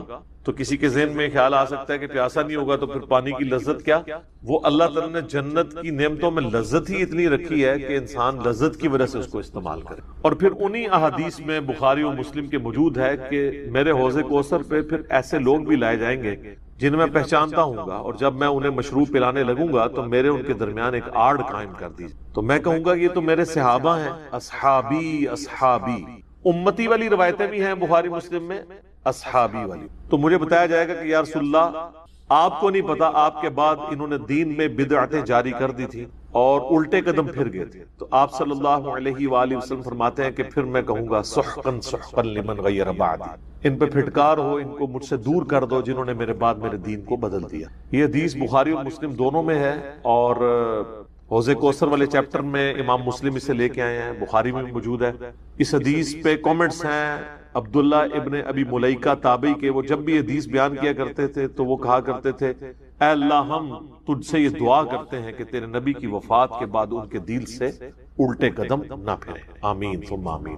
تو اللہ تعالیٰ ہمیں حوض کوثر پہ آپ صلی اللہ علیہ وآلہ وسلم کے مبارک ہاتھوں سے مشروب نصیب فرمائے. یہ دعا انسان کو اپنے لیے کرنی چاہیے. ظاہر ہے کہ وہ اہل جنت ہوں گے. اور بخاری مسلم میں کہ اس کے جو برتن ہیں نا وہ برتن ہی آسمان کے ستاروں کے برابر اس کی تعداد ہے. پورا ایک نقشہ کھینچا گیا. آپ مشکات کی 30 جلد میں حوض کوثر اور شفاعت والا چیپٹر نکالیں تو آپ کو وہ ساری احادیث مل جائیں گی. ترمذی اور ابن ماجہ میں ایک وہ حدیث بھی بڑی مشہور ہے جو حضرت انس بن مالک کہتے ہیں کہ یا رسول اللہ کیا آپ میری شفاعت کریں گے؟ تو آپ فرمایا میں کروں گا. تو یا رسول اللہ قیامت والے دن میں آپ کو کہاں تلاش کروں؟ تو آپ علیہ السلام فرمایا میزان عمل پہ آ جانا جہاں میرے امتیوں کے نام مال تل رہے ہوں گے. یا رسول اللہ وہاں نہ پاؤں تو فرمایا حوض کوثر پہ آ جانا. عرض کی وہاں پہ بھی نہ پاؤں تو فرمایا پھر پورے صراط پہ آ جانا. کہا وہاں پہ بھی نہ پاؤں تو آپ فرمایا میں ان 3 جگہوں کے سوا کہیں اور نہیں ہوں گا، یا میں حوض کوثر پہ ہوں گا، اپنے پیاسے امتیوں کو مشروب پلا رہا ہوں گا، یا پھر میزان عمل پہ ہوں گا شفاعت کے لیے، یا پھر میں پولیس رات پہ ہوں گا اپنے امتیوں کے لیے سلامتی کی دعا کرنے۔ تو یہ 3 جگہ ہیں جہاں پہ آپ صلی اللہ علیہ وآلہ وسلم کو قیامت والے دن تلاش کیا جا سکتا انشاءاللہ تعالی۔ تو یہ حوض کوثر میں وہ خیر کثیر جو ہر طرح کی آپ کو عطا کی گئی وہ بھی شامل ہے، اور اسپیسیفکلی حوض کوثر جو ہے وہ بھی، حتیٰ کہ جو بخاری اور مسلم میں حدیث ہے، آپ نے اپنی وفات سے 1 مہینے پہلے خطبہ دیا تھا غزوہ احد کے شہداء پر، جو آپ نے نماز جنازہ دوبارہ پڑھی تھی 8 سال بعد۔ لما سمعوا الذکر، کہ یہ کافر تو یہ چاہتے ہیں کہ وہ ضرور تمہیں نظر لگا دیں اپنی آنکھوں کے ذریعے جب وہ الذکر قرآن سنتے ہیں۔ تو یہ کافروں نے باقاعدہ بندے بلائے تھے نظر لگانے والے کہ آپ صلی اللہ علیہ وسلم کو نظر لگا دیں کس طرح۔ تو آپ صلی اللہ علیہ وسلم جب قرآن پڑھتے تھے تو وہ ایسے نظر سے دیکھتے رہتے تھے کہ حضور صلی اللہ علیہ وسلم کو کسی طریقے سے نظر لگ جائے تو یہ جو دعوت ہے رک جائے۔ اب ان کو کیا پتا تھا، وہ تو اللہ کے پیغمبر ہے، وہ تو اللہ کی حفاظت میں ہے۔ تو یہ وہ اس بات کا ذکر ہوا، تو اب لوگوں نے ڈسکوری کی کہ یہ نظر کے اوپر آیات نازل ہوئی ہیں تو یہ پڑھ کے پھونکیں۔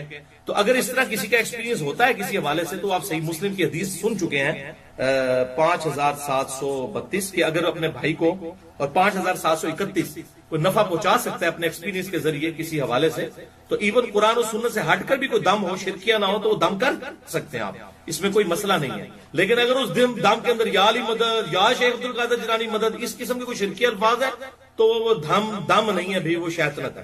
یا کوئی دیوی کو پکارتا ہے اس کے اندر، یا کسی بت سے مدد مانگتا ہے، تو اس معاملے میں اگر کوئی شفا ہو بھی جاتی ہے وقتی طور کے اوپر، تو وہ دم کرنا جو ہے وہ حرام ہے۔ بعض اوقات انہی شیاطین کی طرف سے غلبہ ہو جاتا ہے، اور یہ اکثر اوقات شیاطین جب غلبہ کرتے ہیں تو کہتے ہیں فلاں جو ہے وہ جو ہے، خصوصاً انڈیا کے اندر ایسا ہوتا ہے، فلاں جو ہے وہ بدھ کے اس دربار پر لے جاؤ جہاں پر ان کا وہ سارا میلہ ٹھیلا لگا ہوتا ہے، تو لوگوں کو وہ جنات اتر جاتے ہیں۔ وہ بیسیکلی وہ شیاطین ہوتے ہیں جو لوگوں کا عقیدہ خراب کرنا چاہتے ہیں۔ ادھر بھی ہوتا ہے بعض کا، تو کہتے ہیں فلاں دربار پہ لے گئے کہ ٹھیک ہو گئے، اسی دربار تو ہی شیطان آئے ہوتے ہیں، جن چڑھے ہوتے ہیں، اسی واسطے کہ لوگوں کو قرآن و سنت سے ہٹا کر اس طرح کے معاملات کیے۔ تو یہ اس میں آپ صلی اللہ علیہ وسلم کے واضح الفاظ ہیں صحیح مسلم کے اندر 5731 اور 5732 کہ ایسے الفاظ نہ ہوں جو شرکیاں ہوں، ادروائز وہ ایکسیپٹیبل نہیں ہوں گے، پھر وہ دم جو ہے پھر ایکسیپٹیبل نہیں ہوگا۔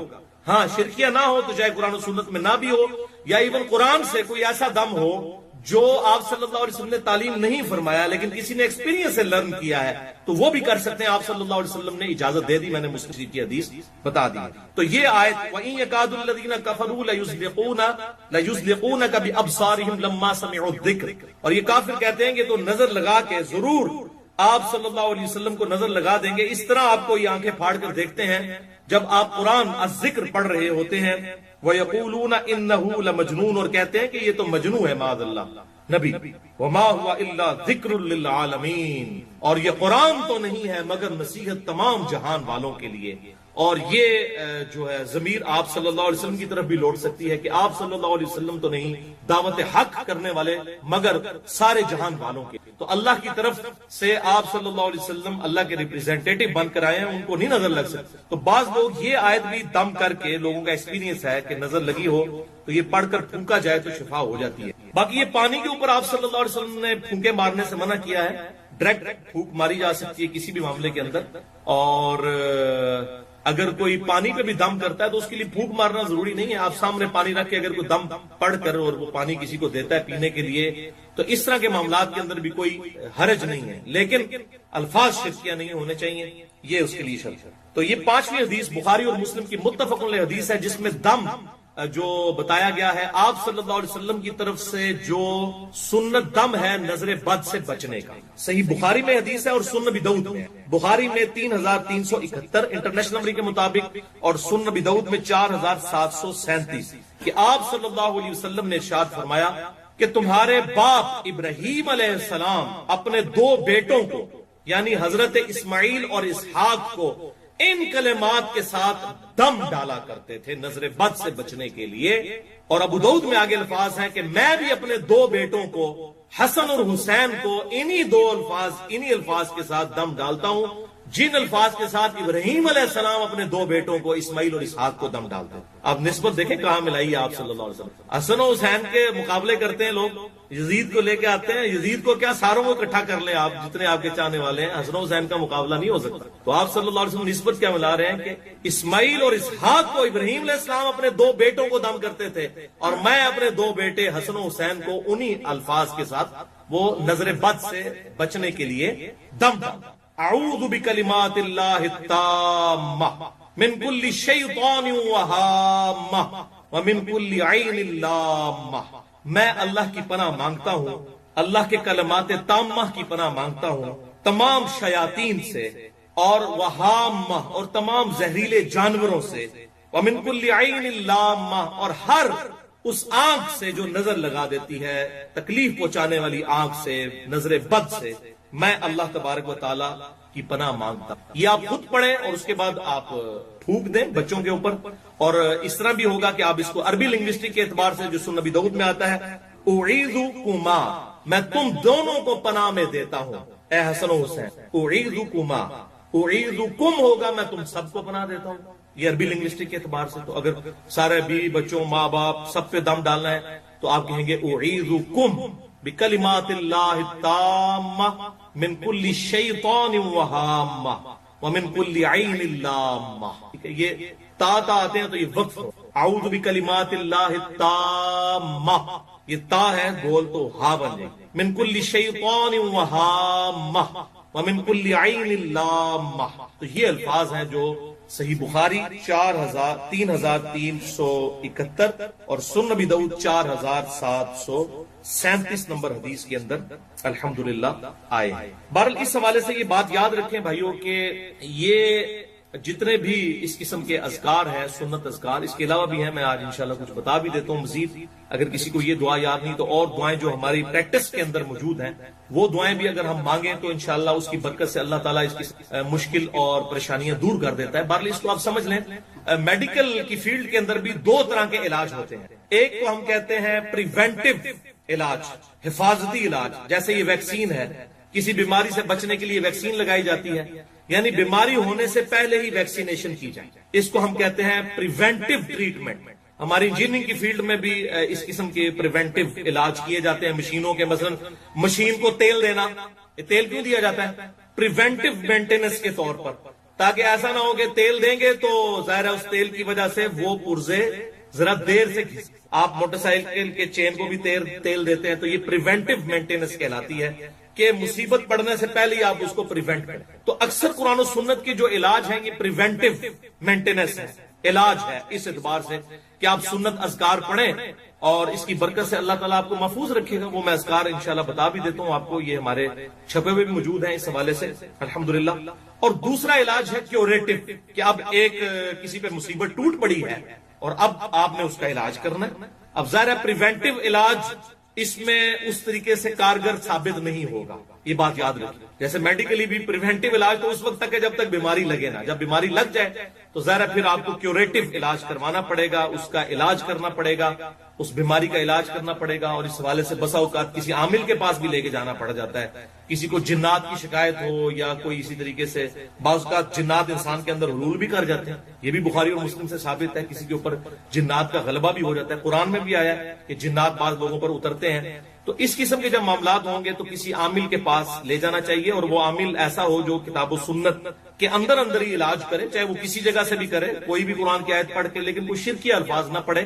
تو وہ عامل عموماً جو ہے اس طریقے سے جنات وغیرہ نکال دیتے ہیں, اور اس میں اگر وہ کوئی پیسے بھی ڈیمانڈ کرے تو میں نے آپ کو بتایا بخاری اور مسلم سے ثابت ہے, سورۃ الفاتحہ کے دم کے لیے صحابہ کرام علیہم رضوان نے ان سے بکریوں کا ریوڑ پورا ڈیمانڈ کیا تھا. حتیٰ کہ صحابہ میں پھر اختلاف ہو گیا, بخاری اور مسلم میں آتا ہے. تو پھر آپ صلی اللہ علیہ وسلم کی خدمت میں پیش کیا گیا معاملہ. آپ نے فرمایا ان بکریوں میں سے مجھے بھی دو, میں بھی کھاتا ہوں. تو آپ صلی اللہ علیہ وسلم نے خود کھا کر امت کو یہ انڈورس کر دیا کہ اس طریقے سے کمائی اس حوالے سے لی جا سکتی. تو اب اس کو برا ماننے کی ضرورت نہیں ہے. اگر کوئی اس کے ذریعے کوئی اور معاملات چلا رہے ہیں شرکیہ, تو وہ اس کو ہم غلط کہیں گے. ناک کے اوپر مکھی بیٹھ جائے تو ناک کو تو نہیں کاٹ دینا نا, آپ نے مکھی اڑانی ہے. جو بات ٹھیک ہے وہ ٹھیک ہے بالکل, جو غلط ہے وہ غلط ہے. تو جتنی بات حق ہے ہم اتنی حق بات کو مانتے ہیں, جو باطل بات ہے ہم اس کو ماننے کے لیے تیار نہیں ہوں گے. تو اس کا باریک سا فرق بھی ضرور سمجھنا چاہیے. اس معاملے میں انسان کو جو ہے وہ فوراً جذباتی نہیں ہونا چاہیے کہ یار یہ کیا کہہ رہا ہے کہ یہ ایسا کیا جا سکتا ہے. تو یہ الحمدللہ بخاری اور مسلم میں موجود ہے. ہاں اب اگر آج تک ہمیں کسی نے نہیں بتایا تو ان تو مولویوں کو گریبان پکڑنے کی تو مولویوں کے خلاف ہیں کہ یہ مولوی جو ہیں یہ جو ہے وہ اپنے فرقے کی باتیں بتاتے ہیں ایک دوسرے کو نیچے دکھانے کے لیے. تو اس طریقے سے جو کیوریٹو مینٹیننس جو کیوریٹو ٹریٹمنٹ ہوگا کسی کا اس کے لیے کسی عامل کے پاس لے کر جائیں تو وہ علاج کر دیتا ہے. اور بعض اوقات وہی علاج کوئی عامل کرتا ہے جو مطلب کوئی نیک انسان ہو تو اس کا بعض اوقات جلدی اثر بھی ہو جاتا ہے. اب میں آپ کو اپنا پریکٹیکل ایکسپیرینس بتاتا ہوں, یہ بھی کچھ دن پہلے کی بات ہے. اب میں یہ اپنی نیکی کو میں آپ کو بتانے لگوں, میں علاج نہیں کرتا, نہ اس کے بعد وہ مجھے ای میل کرنا شروع کر دے جناب ساڈے جن کارڈ دو فون ہوتے بھی لوگ جینوں کاٹ رہے ہوتے ہیں, وہ کہتے ہیں موبائل سامنے, آپ کو ایڈوانس طریقہ کہتے ہیں موبائل سامنے رکھو بندے دے, اور واقعی اثر بھی ہوتا ہے. وہ ادھر سے پڑھتے ہیں پاکستان سے لوگ انگلینڈ میں بیٹھے وہ واقعی اس کا علاج بھی کر رہے ہوتے ہیں. پر میں یہ کام نہیں کرتا ہوں, لیکن میں آپ کو بتا رہا ہوں آج تک میں نے کبھی کام نہیں کیا. یہ میرا زندگی کا پہلا اور شاید آخری ایکسپیرینس ہوا ہو. کچھ دن پہلے وہ ہمارے یہاں پہ وہ درس میں آتے ہیں, شانی بھائی آج نہیں آئے ہوئے ہیں, تو ان کے ساتھ بچپن سے کوئی چیز اٹیچ ہے تو بعض اوقات ان کے اندر حلول بھی کر جاتی ہے. ادھر میرے سامنے بھی ایک دفعہ ہم یہاں پہ کھڑے تھے تو اچانک وہ ایسے کانپنے شروع ہو گئے, دھڑل سے پیچھے ہی جا کے گرے. تو اس طرح اکثر وہ جو ہے وہ گر پڑتے ہیں, وہ چیز ان کے اندر چلی جاتی ہے اور پھر وہ تھوڑے عرصے کے لیے کنٹرول کرتی ہے, پھر باہر نکل جاتی ہے. تو ان کو پھر ہم نے یہ صبح شام کے اپنے گرین کارڈ اور بلو کارڈ میں نے کہا کہ آپ پڑھنے شروع کریں.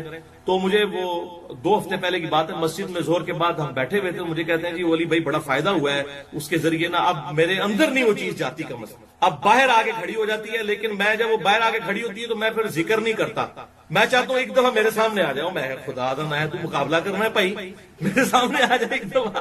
تو کہہ رہی میں ایک بار تکڑے ہوں, میں کہ ایک کام نہ کرو, جب آپ کے پاس بھی فیل ہو کے آئی ہے تو آپ فوراً یہ سنت اذکار اعوذ بکلمات اللہ التامات من شر ما خلق یہ پڑھیں, یا بسم اللہ الذی لا یضر پڑھیں, یا معوذات آخری 3 صورتیں پڑھیں. اس قسم کی جو وہ 5 سنت اذکار میں اینڈ پہ بتا دیتا ہوں. تو بہرحال وہ بیٹھے ہوئے تھے نا, اتنی مجھ سے گفتگو کرتے ہوئے کہتے ہیں علی بھائی آ گئی چیز دوبارہ.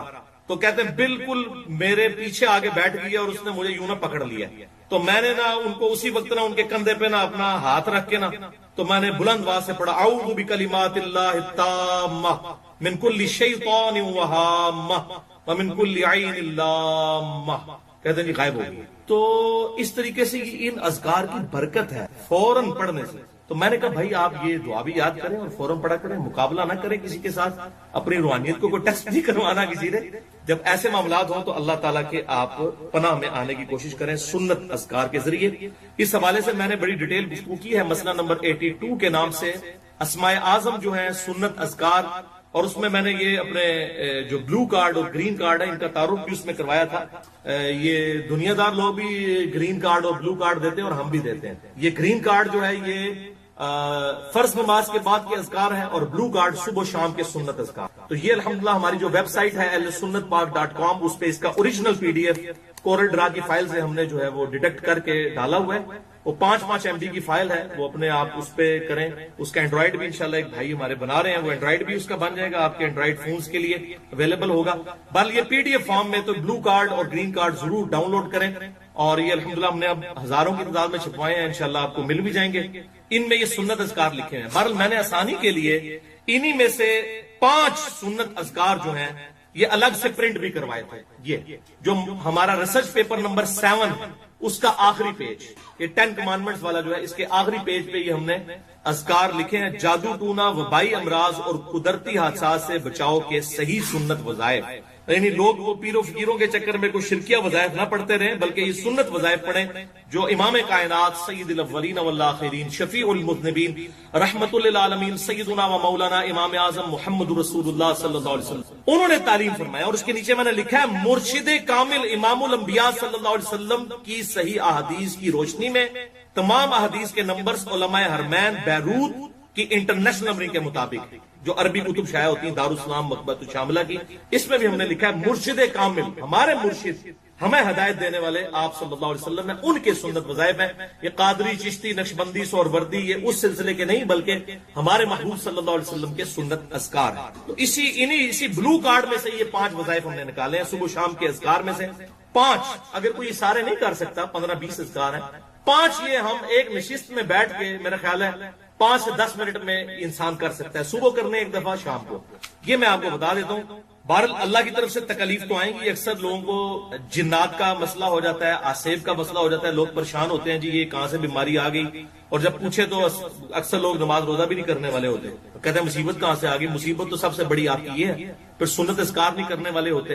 پھر اس کے باوجود بھی اگر کسی کے ساتھ کوئی ایسا مسئلہ بن جائے تو وہ سنت اذکار کے اوپر استقامت اختیار کرے, اپنے آپ کو امپروو کرنے کی کوشش کرے, انشاءاللہ آپ کی روحانیت مضبوط ہوگی تو اس حوالے سے معاملات سیدھے ہو جائیں گے. میں نے اسماء اعظم اور دعا کی قبولیت اور سنت اذکار یہ گرین اور بلو کے حوالے سے مسئلہ نمبر 82 میں یہ گفتگو کی ہے, کس طریقے سے یہ سنت اذکار فائدہ پہنچاتے ہیں, کون سی اسماء اعظم ہے جس کے ذریعے دعا قبول ہوتی ہے. بہرحال وَلَنَبْلُوَنَّكُمْ بِشَيْءٍ مِّنَ الْخَوْفِ وَالْجُوعِ وَنَقْصٍ مِّنَ الْأَمْوَالِ وَالْأَنفُسِ وَالثَّمَرَاتِ, ہم ضرور آزمائیں گے تمہیں خوف کے ذریعے, بھوک کے ذریعے, جان اور مال میں نقصان کے ذریعے.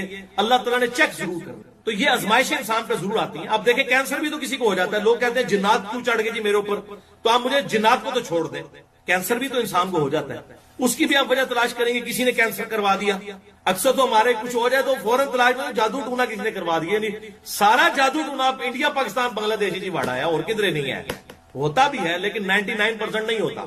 ہمارے اپنے اعمال ہوتے ہیں یا بعض اوقات ہم پر آزمائش آتی ہے اور وہ نکل جاتی ہے آزمائش. آپ سنت اذکار کی طرف متوجہ ہوں, انشاءاللہ اللہ تعالیٰ حفاظت فرمانے والا ہے. تو یہ اس حوالے سے وہ اس چکر میں لوگ پڑ جاتے ہیں, خود کچھ کرنا نہ پڑے اور پھر وہ جو ہے وہ بابوں کی تلاش میں نکلتے ہیں, اور بعض اوقات پھر وہ اپنا ایمان بھی گوا بیٹھتے ہیں. اس حوالے سے کوئی شرکیہ اگر کوئی دم پڑھنے شروع کر دیں گے, کوئی ناد علی ہے, اس قسم کے الفاظ جس میں شرکی الفاظ موجود ہیں, تو وہ اس کی تو پڑھنے کی کوئی اجازت نہیں. تو اس طریقے سے جس طرح جراثیم کے ذریعے انسان کو دنیاوی طور پر ہیپاٹائٹس اے بی سی یا اسی طریقے سے کینسر کا مرض ہو جاتا ہے, اسی طریقے سے روحانی امراض بھی ہوتے ہیں. انسان کو کبھی آسیب کا سایہ ہو جانا, کوئی جنات کا گھس جانا کسی بندے کے اندر, یا جادو ٹونا کا ہو جانا, لیکن اس کا علاج ہمارے محبوب صلی اللہ علیہ وسلم نے تعلیم فرمایا ہوا ہے. بہرحال یہ کہنا کہ جی وہ بندش ہو جاتی ہے, کوئی رزق بند کر, بھائی کسی کا کوئی رزق بند نہیں کر, یہ معاملات یاد رکھیں. اس طریقے سے تقدیر میں کوئی کسی کی آزمائش کسی کی آ سکتی ہے. میرے 6.5 گھنٹے کے 4 لیکچر ایکسکلوسیو ہے اس ٹاپک پہ, مسئلہ نمبر 103, 104A, 104B, 104C.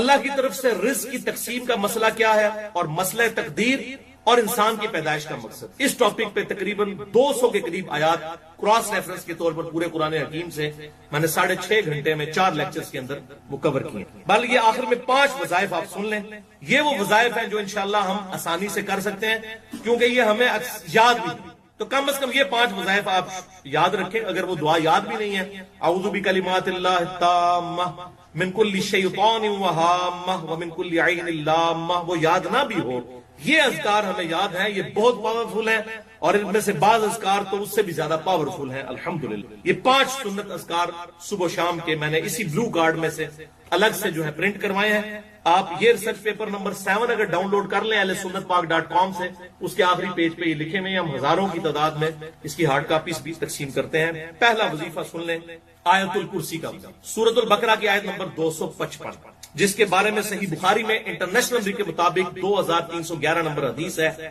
کہ آپ صلی اللہ علیہ وسلم نے اس بات کو انڈورس کیا جب شیطان انسانی شکل میں حضرت ابو ہریرہ کے پاس آیا رضی اللہ تعالیٰ عنہ.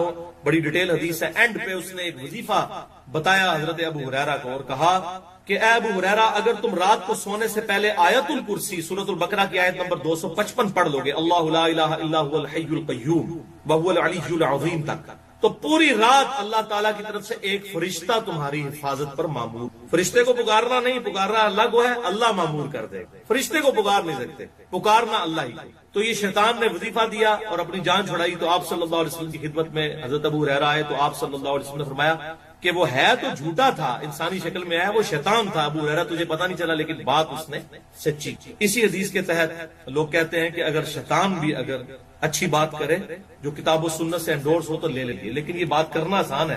ہماری کوئی حدیث ہم بیان کر دیں بخاری مسلم سے تو لوگ کہتے ہیں یہ حدیثاں تے آنے پر بیان نہیں کرنی ہے. ویسے کہتے ہیں شیطان کو بھی لے لو, خدا نہ شیطان کو تسی لے لیندے ہو, تے بخاری مسلم کو میں تو نہیں لکھی ہے. اگر میں نے وہ بنو امیہ کا پول کھول دیا بخاری مسلم سے کہ کیا امت پہ ظلم ڈھایا گیا, حضرت حسین کی شہادت کیسے ہوئی, مسئلہ نمبر 101, صحیح مسئلہ خروج اور فکر حسین حق پرستی کی علامت ہے, جو آپ سمجھ لیں کہ مولانا مودودی رحمہ اللہ کی کتاب خلافت و ملوکیت کا وہ ورژن ہے ویڈیو کی فارم میں صحیح الاسناد احادیث کی روشنی میں 50 واقعہ کربلا کا حقیقی پس منظر جو ہماری ویب سائٹ پہ بھی اپلوڈ ہے، ریسرچ پیپر نمبر 5 بھی، تو کہتے ہیں حدیثیں بیان نہیں کرنی چاہیے. تو خدا کے لیے آپ اس بات کو سمجھے کہ یہ تمام کی تمام چیزیں احادیث میں آئی، تو شیطان بھی اگر غلط بات کرتا ہے تو صحیح بات کرتا ہے تو آپ اس سے لے لیں، اس میں کوئی حرج نہیں ہے. تو مجھے اگر کوئی شیطان کا درجہ دینا چاہتا ہے تو ضرور دے، مگر شیطان سے وصف بھی دے دے تو بات تو قرآن و سنت کی ہے وہ لے لینی چاہیے، اس میں کوئی جھگڑا نہیں کرنا چاہیے. تو یہ پہلا وظیفہ ہے کہ آیت الکرسی رات کو پڑھیں، انشاءاللہ صبح تک حفاظت ہوگی.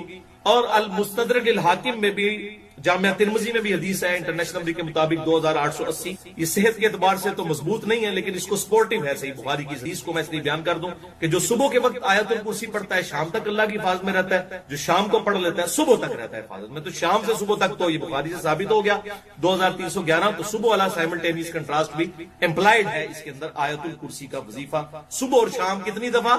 ایک دفعہ. یہ کوئی مشکل کام ہے؟ ویسے آپ نے فجر کے بعد بھی ایک دفعہ پڑھ لیا تب بھی ٹھیک ہے. وہ سنن نسائی الکبریٰ کے اندر صحیح سند کے ساتھ یہ حدیث موجود ہے کہ آپ صلی اللہ علیہ وسلم نے فرمایا، سنن نسائی الکبریٰ میں 9928 نمبر حدیث ہے انٹرنیشنل نمبر کے مطابق کہ جو فرض نماز کے بعد آیت الکرسی پڑھے گا مرتے ہی جنت میں داخل ہو. لیکن نماز پڑھے گا نماز پڑھے بغیر تو نہیں جان چھوڑتی، نماز پڑھنے کے بعد پڑھے گا، خالی آیت الکرسی پڑھنے سے جنت میں نہیں جائے گا. تو آیت الکرسی وہ ہم جو فجر کے بعد ایک دفعہ پڑھ لیتے ہیں وہ بھی ہو جاتی ہے اس حوالے سے. اگر ہم اہتمام کے ساتھ پڑھ لیں گے، لادہ سے پڑھ لیں تو زیادہ بہتر ہے. دوسرا وظیفہ زبردست، یہ اکثر لوگ کہتے ہیں تعویذ لے کے آئے نا پیر صاحب کو، تعویذ بڑے کام کا تعویذ. اور تعویذ کو ہم بھی مانتے ہیں لیکن سنت تعویذ. تعویذ کیا کہتے ہیں؟ پناہ دینے والی. اعوذ بکلمات اللہ، میں اللہ کی پناہ میں آتا ہوں. تعویذ کیا ہوتا ہے؟ پناہ دینے والی چیز. تو ہم سنت تعویذ کو مانتے ہیں، اور سنت تعویذ آپ صلی اللہ علیہ وسلم نے خود تعلیم فرمایا. صحیح بخاری میں حدیث ہے انٹرنیشنل نمبر کے مطابق 5017 نمبر، اور سنن ابی داؤد میں 5082 نمبر، کہ آپ صلی اللہ علیہ وسلم نے ارشاد فرمایا کہ معوذات، 3 پناہ دینے والی صورتیں، 3 تعویذ معوذات. ایک ہے معوذتین، وہ 2 بن جاتے ہیں، قل اعوذ برب الفلق اور قل اعوذ برب الناس. لیکن یہاں الفاظ ہیں بخاری میں معوذات، 3 پناہ دینے والی صورتیں. یہ اگر کوئی پڑھ لے تو یہ 3 صورتیں شیطان، جنات اور جادو کے خلاف اللہ کی پناہ میں آنے کا ذریعہ ہے. یہ تعویذ ہیں یہ 3 صورت. اور بخاری میں 5017 نمبر حدیث اسی کانٹیکسٹ میں موجود ہے کہ آپ صلی اللہ علیہ وسلم معوذات رات کو سونے سے پہلے 3 دفعہ پڑھتے تھے. 3 دفعہ سورہ اخلاص، 3 دفعہ سورۃ الفلق اور 3 دفعہ سورۃ الناس. آخری 3 صورتیں معوذات، 3 پناہ دینے والی 3 تعویذ. اب مجھے وہ پوچھتا تعویذ، میں نے مننے جناب تعویذ کیوں نہیں؟ 3 تعویذ پڑھ کے 3 دفعہ آپ صلی اللہ علیہ وسلم ہاتھوں کو پھونک کے اپنے پورے جسم پہ جہاں تک ہاتھ پہنچتا تھا آپ صلی اللہ علیہ وسلم دم کیا گیا. یہ ہے سنت. دم کو بھی ہم مانتے ہیں. اور قربان جب حضرت عائشہ کے الفاظ ہیں اسی حدیث میں کہ جب حضور بیمار ہو گئے تو میں یہ صورتیں پڑھا کرتی تھی، پڑھ کے آپ کے ہاتھوں پر پھونک کے آپ کے ہاتھوں کو ہی آپ کے جسم پہ پھیرا کر، اپنے ہاتھوں کو نہیں. ظاہر وہ تو مبارک ہاتھ ہے. تو حضرت عائشہ پڑھتی تھی، حضور صلی اللہ علیہ وسلم کو دم ڈالتی تھی، لیکن دم ڈالنے کے بعد حضور کے ہاتھوں پر پھونک کے حضور کے ہاتھوں کو ہی حضور کے جسم پر صلی اللہ علیہ وآلہ وسلم پھیرا کرتی تھی. تو یہ بہترین تعویذ ہے. تو یہ تعویذ کے حوالے سے بھی سمجھ لیں، تعویذ لٹکانا جو ہے گلے کے اندر قرآنی سورت کا یا قرآنی آیت کا، اس کا ثبوت آپ صلی اللہ علیہ وسلم سے نہیں ملتا، صحابہ اکرام علیہ رضوان سے نہیں ملتا.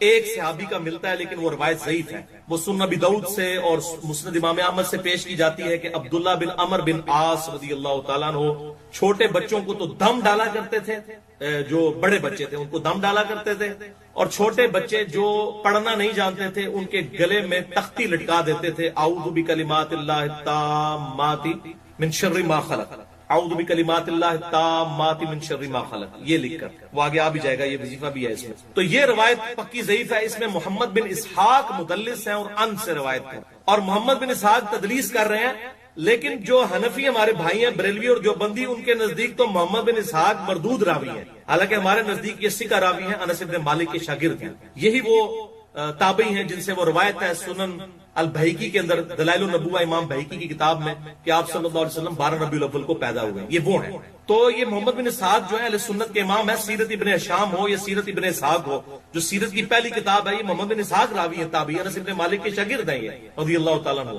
لیکن تدلیس کر رہے ہیں. 12 حنفیوں کے نزدیک تو یہ راوی ایکسیپٹیبل نہیں، تو وہ پھر بھی یہ جعلی روایت پیش کر رہے ہوتے ہیں. ہمارے نزدیک بھی روایت ضعیف تدلیس کی وجہ سے وہ راوی سکا ہے لیکن ان سے روایت کر رہے ہیں. وہ آپ مسئلہ نمبر 36 دیکھ لیں گے تدریس کا ایشو کیا ہے صحیح مسلم کے مقدمے کی روشنی. بہرحال ان کے نزدیک تو یہ راوی ایکسیپٹیبل نہیں. پھر بھی لوگوں نے وہ عبداللہ بن عمر بن عاص تختی لٹکاتے تھے تو یہ بھائی ایک ہی روایت یہ ثابت نہیں ہے. البتہ تابعین سے ثابت ہے کہ وہ قرآنی آیات کے تعویذ لکھ کر گلے میں لٹکایا کرتے تھے بچوں کے, اور اسی سے امام ابن تیمیہ نے بھی یہ مسئلہ لیا اور اپنے فتاوی میں لکھا. اس لیے آپ کو بعض اہل حدیث ہمارے جیلم میں بھی کچھ عرصہ تک پہلے تک تو تعویذ لکھا کرتے تھے, وہ امام ابن تیمیہ کی وجہ. تو بھائی ہمارے نزدیک جو چیز آپ صلی اللہ علیہ وسلم اور آپ کے صحابہ سے ثابت نہیں ہے ہم اس کو ایکسپٹ کرنے کے لیے تیار نہیں ہے ایز اے اس کو امت میں پھیلانے کے اعتبار سے. البتہ اگر کوئی یہ کرتا ہے کہ قرآنی آیت کا تعویذ لکھ کر گلے میں لٹکاتا ہے تو اس کو تو نہ ہم بدعت کہتے ہیں, نہ شرک کہتے ہیں, نہ حرام کہتے ہیں. یہ فتویٰ نہیں لگتا. اور یہ جو حدیثیں پیش کرتے ہیں جس نے تعویذ لٹکایا وہ اس نے شرک کیا, وہ تعویذ کی ہی طرف ہو گیا, یہ آپ صلی اللہ علیہ وسلم نے ان تعویذات کے بارے میں فرمایا جو شرکیہ تعویذ اس وقت لکھے جاتے ہیں. آپ تو مسلم شریف کی حدیث نہیں سن چکے 5732 اور 5731 کے اپنے دور جاہلیت کے دم بھی مجھ پر پیش کرو, اگر ان میں بھی شرک نہیں تو ان کو بھی کرتے رہو. تو یہ کیسے ہو سکتا ہے کہ آپ صلی اللہ علیہ وسلم جو دم کی اجازت دے رہے ہیں اور وہ تعویذ نہ لٹکانے, وہ شرکیہ تعویذ ہوتے تھے جن کو آپ صلی اللہ علیہ وسلم نے لٹکانے سے منع کیا. ورنہ کسی مسلمان کی جرت ہے کہ قرآن کی آیت لکھ کے وہ کسی کے گلے میں لٹکائے تو آپ اس کو کہیں گے اس نے شرک کیا. آپ چلے بہت سخت ہے تو بدعت کہہ سکتے ہیں کہ یہ ثابت نہیں ہے تو آپ بدعت کہتے ہیں. ہم تو بدعت بھی نہیں کہتے کیونکہ تابعین سے ثابت ہے. تو جو چیز تابعین سے ثابت ہو اور اس معاملے میں کوئی اختلاف نہ پایا جاتا ہو تو ہم اس کے اوپر کوئی فتویٰ نہیں لگاتے. یہ تو کتاب و سنت کا الحمدللہ منہج اور سلف کا فہم ہے. اس حوالے سے میں نے آپ کو کلیئر کر دیا. البتہ یہ جو بسم اللہ کے 786 حرف لکھے ہوئے ہیں, محمد کے 92 رکھے ہوئے ہیں, اللہ کے 66 رکھے ہوئے ہیں, یہ حروف ابجد اور ان کے تعویذ لکھنا یہ تو قطعاً کسی صورت ہی ثابت نہیں ہے. اور یہ تو قرآن پاک کے ساتھ بالکل انہوں نے مذاق بنایا ہوا ہے اور الٹا یہ تعویذ لکھ کر جو ہے وہ روٹی روزی چلا رہے ہیں. اس طرح کے معاملات کرنے کی بھائی اسلام میں کوئی اجازت نہیں ہے. بالکل قرآن حکیم کی تعریف ہے. اس طریقے سے حروف ابجد کو ہم مانتے ہیں. اگر کوئی حروف ابجد کے اعتبار سے کوئی چیز لکھتا ہے لیکن اس کے اثرات اگر کہیں کہ آپ وہ عربی کی وہ عبارتوں والے ہیں تو اس قسم کے یہ اثرات نہیں ہوتے ہیں, نہ اس کی کوئی گنجائش ہے. تعویذ لٹکانے کے اعتبار سے میرا اپنا پوائنٹ آف ویو یہ ہے بھائیوں کہ دیکھیں شہد کے چاٹنے میں ہی شفا ہوگی نا. سورۃ النحل میں آیا کہ شہد میں شفا ہے, تو آپ کو شہد کی بوتل گلے میں لٹکا لے کہ جی قرآن میں آیا شہد میں شفا ہے, تو شہد سے شفا حاصل کرنے کا طریقہ بھی آپ صلی اللہ علیہ وسلم نے سکھایا. جو بخاری مسلم میں آتا ہے ایک صحابی کا پیٹ خراب ہو گیا, آپ نے فرمایا اسے شہد دو. وہ بھائی آیا کہا جی اور خراب ہو گیا, فرمایا کہ اللہ کا قرآن سچا ہے تیرا بھائی جھوٹا ہے, ٹھیک ہے دوبارہ شہد دے. 2-3 دفعہ دیا تو شفا ہوگی. تو یعنی کوئی یقین نہیں تھا نا بھی اس کا بنا ہوا. اس حوالے سے یقین بنے گا تو پھر شفا ہوگی نا. یقین بھی ضروری ہوتا ہے, یہ بھی یاد رکھیں. صرف یہ دم درود جو ہے نا یہ زور نہیں لگاتے جب تک آپ کا یقین پیچھے نہیں ہے. یقین ہوگا تو پھر زور لگے گا. وہ عظیمت ہوتی ہے نا. اسی لیے عامل جو عامل ہوتا ہے پرہیزگار شخص ہوتا ہے اس کا پڑھنا اور عام بندے کے پڑھنے میں فرق ہے.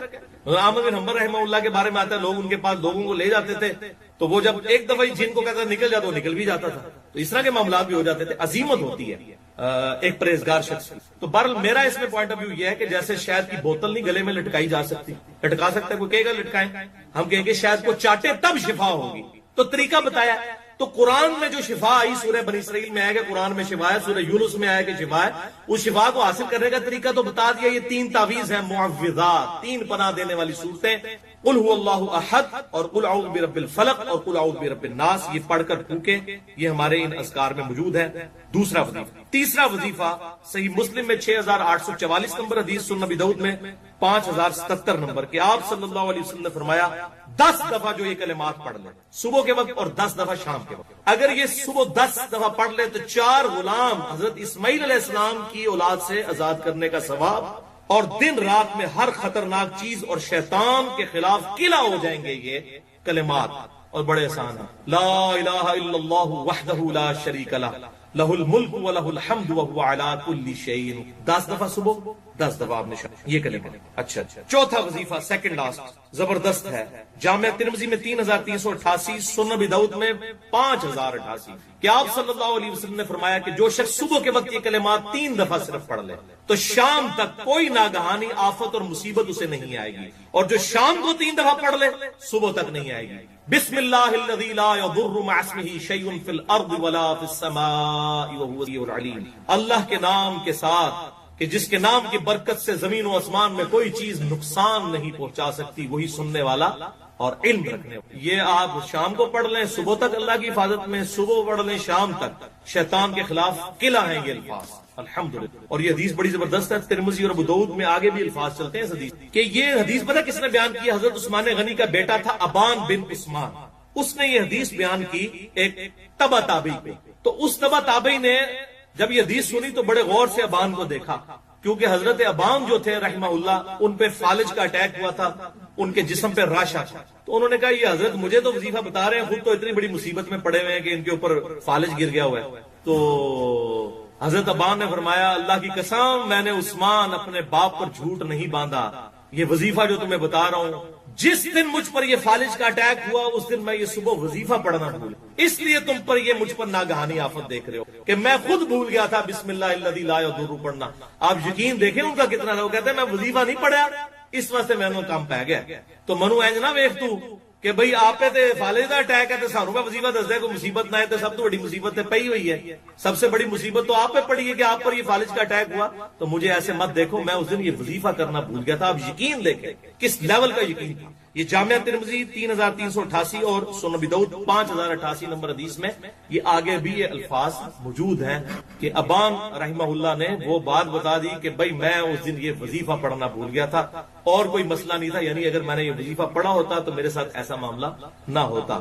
یہ تھا ان کا یقین اس حوالے سے۔ تو یقین میں نے کہا کہ یقین ہوگا تب وظیفہ رنگ لائے گا، ادروائز اگر یقین نہیں ہوگا پھر وظیفہ بھی کوئی کام کرنے والا نہیں ہے۔ بہرحال یہ بھی نہیں ہو سکتا کہ آپ یہ وظیفہ پڑھ کے تو بسم اللہ الرحمن الرحیم پڑھ کے تو ساکٹ میں 2 انگلیاں ڈال دیں، یہ نہیں ہوگا۔ یہی قرآن نے کہیں گارنٹی دی ہے کہ آپ جب خود اپنے اوپر مصیبت طاری کریں گے تو مصیبت آپ کے اوپر نہیں آئے گی، آئے گی انشاءاللہ، بجلی لگے گی، آپ جل جائیں گے، ختم بھی ہو سکتے ہیں، یہ ہوگا ایسے۔